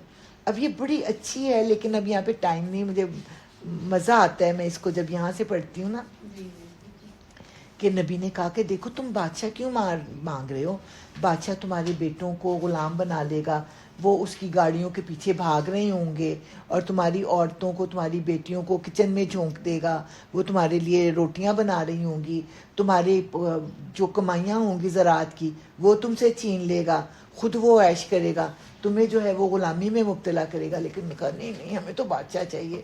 پھر خیر وہ ناراضگی سے پھر نبی نے کہا اچھا کیا کہا اب دیکھتے ہیں. سمجھ آ گئی بیک گراؤنڈ کی. ان کی 300 سال کے بعد ان کو ہوش آیا اور انہوں نے نبی سے کہا ہمیں بادشاہ چاہیے. تو پھر بھی نبی نے کہا کہ اگر اللہ نے تمہیں جنگ کرنے کا حکم دیا اور تم نہ لڑے, تو کہتے ہیں لو یہ کیسے ہو سکتا ہے, ہمارے گھروں سے ہمیں نکال دیا گیا, ہمارے بیٹوں سے جدا کر دیا گیا, یہ کیسے ہو سکتا ہے کہ ہم نہ لڑیں. اور پھر جب اللہ تعالیٰ نے ان کو جنگ کا حکم دیا تو سب گھروں میں ہی بیٹھے رہ گئے, باہر ہی نہیں نکلے. اچھا اب کیا کیا ہے, ان کے نبی نے ان سے کہا اللہ نے طالوت کو تمہارے لیے بادشاہ مقرر کیا ہے. طالوت شاید لمبے تھے تو اس لیے ان کو ان کا لقب تھا یا ان کا نام تھا طالوت, لمبے چوڑے تھے. تو یہ سن کر وہ بولے ہم پر بادشاہ بننے کا وہ کیسے حقدار ہو گیا, اس کے مقابلے میں بادشاہی کے ہم زیادہ مستحق ہیں, وہ تو کوئی بڑا مالدار آدمی نہیں ہے. نبی نے جواب دیا اللہ نے تمہارے مقابلے میں اسی کو منتخب کیا ہے, اور اس کو دماغی و جسمانی دونوں قسم کی اہلیتیں فراوانی کے ساتھ عطا فرمائی ہیں, اور اللہ کو اختیار ہے کہ اپنا ملک جسے چاہے دے. اللہ بڑی وسعت رکھتا ہے اور سب کچھ اس کے علم میں ہے. اس کے ساتھ ان کے نبی نے ان کو یہ بھی بتایا کہ خدا کی طرف سے اس کے بادشاہ مقرر ہونے کی علامت یہ ہے کہ اس کے عہد میں وہ صندوق تمہیں واپس مل جائے گا جس میں تمہارے رب کی طرف سے تمہارے لیے سکون قلب کا سامان ہے, جس میں آل موسیٰ اور آل ہارون کے چھوڑے ہوئے تبرکات ہیں, اور جس کو اس وقت فرشتے سنبھالے ہوئے ہیں. اگر تم مومن ہو تو یہ تمہارے لیے بہت بڑی نشانی ہے. اب جو لوگ موسیٰ کے پاس آئے, موسیٰ کہہ رہی ہوں نبی کے پاس, سموئیل نبی تھے غالباً, سموئیل نبی کے پاس آئے تھے ہمیں بادشاہ مقرر کریں. تو وہ امیر لوگ تھے نا, ان کا خیال تھا کہ ہم میں سے ہی کسی کو بادشاہ بنا دیا جائے گا. لیکن نبی نے کہا کہ طالوت کو بنایا اللہ تعالیٰ نے. طالوت وہ فقرا, اس کو کیسے بادشاہ بنا دیا ہمارے اوپر. تو نبی نے کہا کہ اس کو ذہنی اور جسمانی صلاحیتیں بہت زیادہ دی ہیں, اور اللہ تعالیٰ نے اس کو مقرر کیا, اور اس کے مقرر ہونے کی نشانی یہ کہ تمہیں تابوت سکینہ واپس مل جائے گا. اب تابوت سکینہ کیا تھا؟ تابوت سکینہ ایک ایسا صندوق تھا جن میں ان کے تبرکات تھے, ان کے گاؤنز تھے, موسیٰ اور ہارون کے گاؤن, اور پھر وہ عصا تھا, اور پھر ایک بوتل میں جو ہے وہ تھا منو, سلوا تو نہیں رکھا جا سکتا تھا, من تھا, اور اس کے بعد وہ تورات کے نسخے تھے. تو اس جب کبھی یہ جنگ میں جاتے تو تبرک کے طور پر اس صندوق کو آگے رکھتے, اور اللہ تعالیٰ پھر ان کو دیتا تھا, فتح دیتا تھا. اب ایسا ہوا کہ لوگوں نے دیکھا کہ جب یہ صندوق ہوتا ہے نا تو یہ ہارتے نہیں ہیں. تو انہوں نے صندوق چھین لیا. اب وہ صندوق جس کے پاس آیا ان کے اوپر نوست نوست نوست، یہاں تک کہ انہوں نے کہا کہ دفع کرو اس صندوق کو. ایک گاڑی پر رکھا اور بیلوں کو ہانک دیا. اب گاڑی کہیں الٹ سکتی تھی، بیل کہیں بھاگ سکتے تھے، ایک بیل کہیں جاتا ایک بیل کہیں جاتا، لیکن وہ بیل جو تھے یعنی فرشتوں کی سرکردگی میں وہ بیل اس کے طالوت کے گھر کے آگے آ کے رک گئے، اور اس طرح سے وہ صندوق ان کو واپس مل گیا، جو کہ اس بات کی علامت تھا کہ طالوت کو اللہ تعالیٰ نے ان کا بادشاہ بنایا ہے. اب جی ہے آ جائیں میدان جنگ. پھر جب طالوت لشکر لے کر چلا تو اس نے کہا ایک دریا پر اللہ کی طرف سے تمہاری آزمائش ہونے والی ہے، جو اس کا پانی پیے گا وہ میرا ساتھی نہیں، میرا ساتھی صرف وہ ہے جو اس سے پیاس نہ بجھائے. ہاں ایک آدھ چلو کوئی پی لے تو پی لے، مگر ایک گروہ قلیل کے سوا وہ سب اس دریا سے سیراب ہوئے. اس کی مثال میں دیتی ہوں کہ آپ روزہ رکھ کے جب 3-4 گلاس شربت کے اور پانی کے اور دودھ کے پیتے ہیں تو اس کے بعد کیا ہوتا ہے؟ نہیں، پیٹ پھڑنے کے علاوہ آپ کے جسم سے جان ختم ہو جاتی ہے کہ آپ کے لیے نماز پڑھنی مشکل ہوتی ہے. لیکن اگر آپ ایک آدھا گھونٹ لیتے ہیں اور اس کے ساتھ کچھ کھاتے پیتے ہیں، اس کے بعد آپ فریش ہو جاتے ہیں اور اچھی طرح سے نماز ادا کرتے ہیں. اس کے بعد کچھ کھائیں پیے اور پھر آہستہ آہستہ آپ لیکوڈ پئیں تو وہ آپ کی باڈی کو تنگ نہیں کرتا. جیسے آپ وہ ایک دیکھتے بھی ہوں گے، مجھے سمجھ نہیں آتی تھی کہ یہ کیا ہو رہا ہے. انگریزی فلموں میں ہی ہے وہ اشتہار آتا ہے کہ وہ آتا ہے برے حال میں اور وہ پب کا دروازہ کھولتا ہے، کاؤنٹر کے پاس جاتا ہے اور کاؤنٹر والا اس کو کوئی ڈرنک دیتا ہے، لیکن وہ یوں کر کے ڈرنک نہیں پیتا، وہ پتہ نہیں کوئی چیز پکڑتا ہے، چپس پکڑتا ہے یا کچھ، اور پہلے ان کو کھاتا ہے، اس کے بعد پھر وہ ڈرنک مقصد یہ کہ جب پیٹ میں سالڈ اور لیکوڈ ڈالتے جائیں تو آپ کے پتہ نہیں، اب یہ ٹیکنیکل ٹرم تو آپ کو ہی پتہ ہوگی فوزیہ، لیکن آپ کے جسم سے جان نکل جاتی ہے، آپ نماز پڑھنے کے بھی قابل نہیں رہتے. اب طالوت نے کہا کہ دیکھو پانی نہ پینا، بس ایک آدھا چلو پینا، لیکن انہوں نے خوب پیٹ بھر کے جب پانی پیا تو ان کی طاقت ہی ختم ہو گئی. تو اب وہ کیا کہتے ہیں، پھر جب طالوت اور اس کے ساتھی مسلمان دریا پار کر کے آگے بڑھے تو انہوں نے طالوت سے کہہ دیا آج ہم میں جالوت اور اس کے لشکروں کا مقابلہ کرنے کی طاقت نہیں. اب ظاہر ہے پانی پی پی کے ان کی طاقت ساری ختم ہو گئی تھی، لیکن جو لوگ یہ سمجھتے تھے کہ انہیں ایک دن اللہ سے ملنا ہے، انہوں نے کہا بارہا ایسا ہوا ہے کہ ایک قلیل گروہ اللہ کے اذن سے ایک بڑے گروہ پر غالب آ گیا ہے. اللہ صبر کرنے والوں کا ساتھی ہے. بالکل یہ جنگ بدر کا نقشہ کھینچا جا رہا ہے. تو انہوں نے بہت ان کو حوصلہ دلایا کہ دیکھو ان کی تعداد پر نہ جاؤ، اگر تم اللہ تعالیٰ کے حکم پر اپنی جان کو پیش کرو گے تو اللہ تعالیٰ تمہیں فتح دے گا، لیکن وہ نہ مانے. اور یہ گروہ قلیل جو تھا وہ پھر طالوت کے ساتھ آگے نکلا، اور جب وہ جالوت اور اس کے لشکروں کے مقابلے پر نکلے تو انہوں نے دعا کی اے ہمارے رب ہم پر صبر کا فیضان کر، ہمارے قدم جما دے اور اس کافر گروہ پر ہمیں فتح نصیب کر.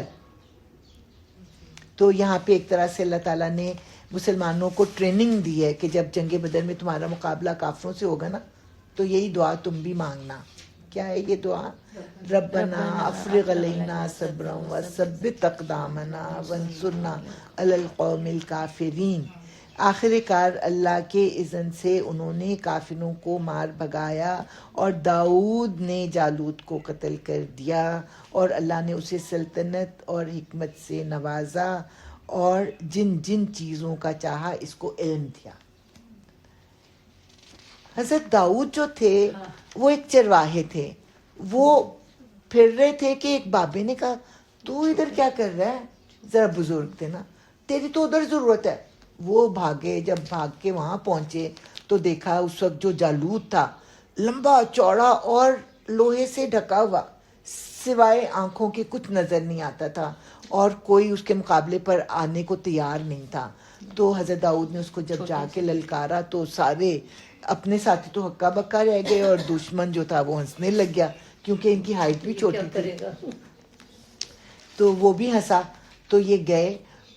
یہ چونکہ چرواہے تھے اور اپنی بھیڑوں کو بچانے کے لیے ان کے پاس اور کوئی ہتھیار نہیں تھا، غلیل تھی، اس کی اتنی پریکٹس کی ہوئی تھی، بالکل پریسائز نشانہ تھا ان کا. تو انہوں نے غلیل سے صرف آنکھیں جو تھی نا وہ کھلی تھیں، انہوں نے جو پتھر مارا ہے تو اس کی آنکھوں سے سر میں گھس گیا اور جالوت جو تھا وہ وہاں پہ ہی ڈھیر ہو گیا، اور اس کی فوج جو تھی وہ ڈر کے بھاگی کہ کیا بلا آ گئی جس نے ہمارے اس کو جو ہے سپہ سالار کو سیکنڈز میں مار دیا. اور اس طرح جو میدان تھا وہ طالوت کے ہاتھ لگا.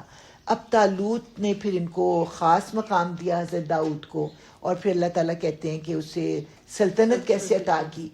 تو جب طالوت اب جو تھے نا، ڈاکٹر اسرار کہتے ہیں کہ اب ان کا وہ دور خلافت تھا، خلافت راشدہ کا. ابھی تک تو 12 ان کی تھی نا جس میں کہ یہ آپس میں لڑتے جھڑتے تھے. اب طالوت نے سب کو اکٹھا کیا اور ایک حکومت جو تھی وہ بنائی، اور یہ اسٹرانگ ہوئے، امن امان ہوا. اس کے بعد جب طالوت فوت ہونے لگا تو اس نے کہا میرے بیٹے اہل نہیں ہیں. داؤد علیہ السلام کی شادی انہوں نے اپنی بیٹی سے کر دی اور پھر ان کو نامزد کیا. اس طرح طالوت کے بعد پھر جو حکومت تھی وہ داؤد علیہ السلام کو ملی. اس کے بعد جو تھی حکومت حضرت سلیمان کو ملی. تو ہمارے بھی 3 جو خلفات تھے وہ اسٹرانگ تھے نا، حضرت ابو بکر اور حضرت عمر اور حضرت عثمان. اور تقسیم پھر کب ہوا تھا؟ حضرت علی کے زمانے میں، 4تھی خلافت میں.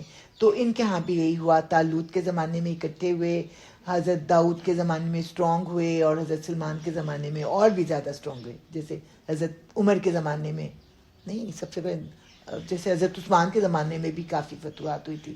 پھر حضرت علی کے زمانے میں امیر معاویہ الگ ہو گئے تھے، اور اسلامی سلطنت جو تھی وہ پھر 2 حصوں میں بٹ گئی تھی.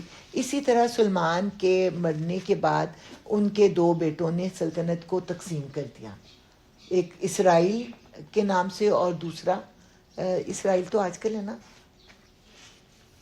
پتہ نہیں کس نام سے تھا، بہرحال دونوں ہمارے جانے پہچانے لفظ ہیں. تو اس طرح پھر آہستہ آہستہ وہ کمزور ہوتی چلی گئی. اور ان کی خلافت راشدہ جو تھی نا بنی اسرائیل کی، وہ طالوت، داؤد اور حضرت سلیمان اور ان کا بیٹا پھر اس میں نہیں آتا.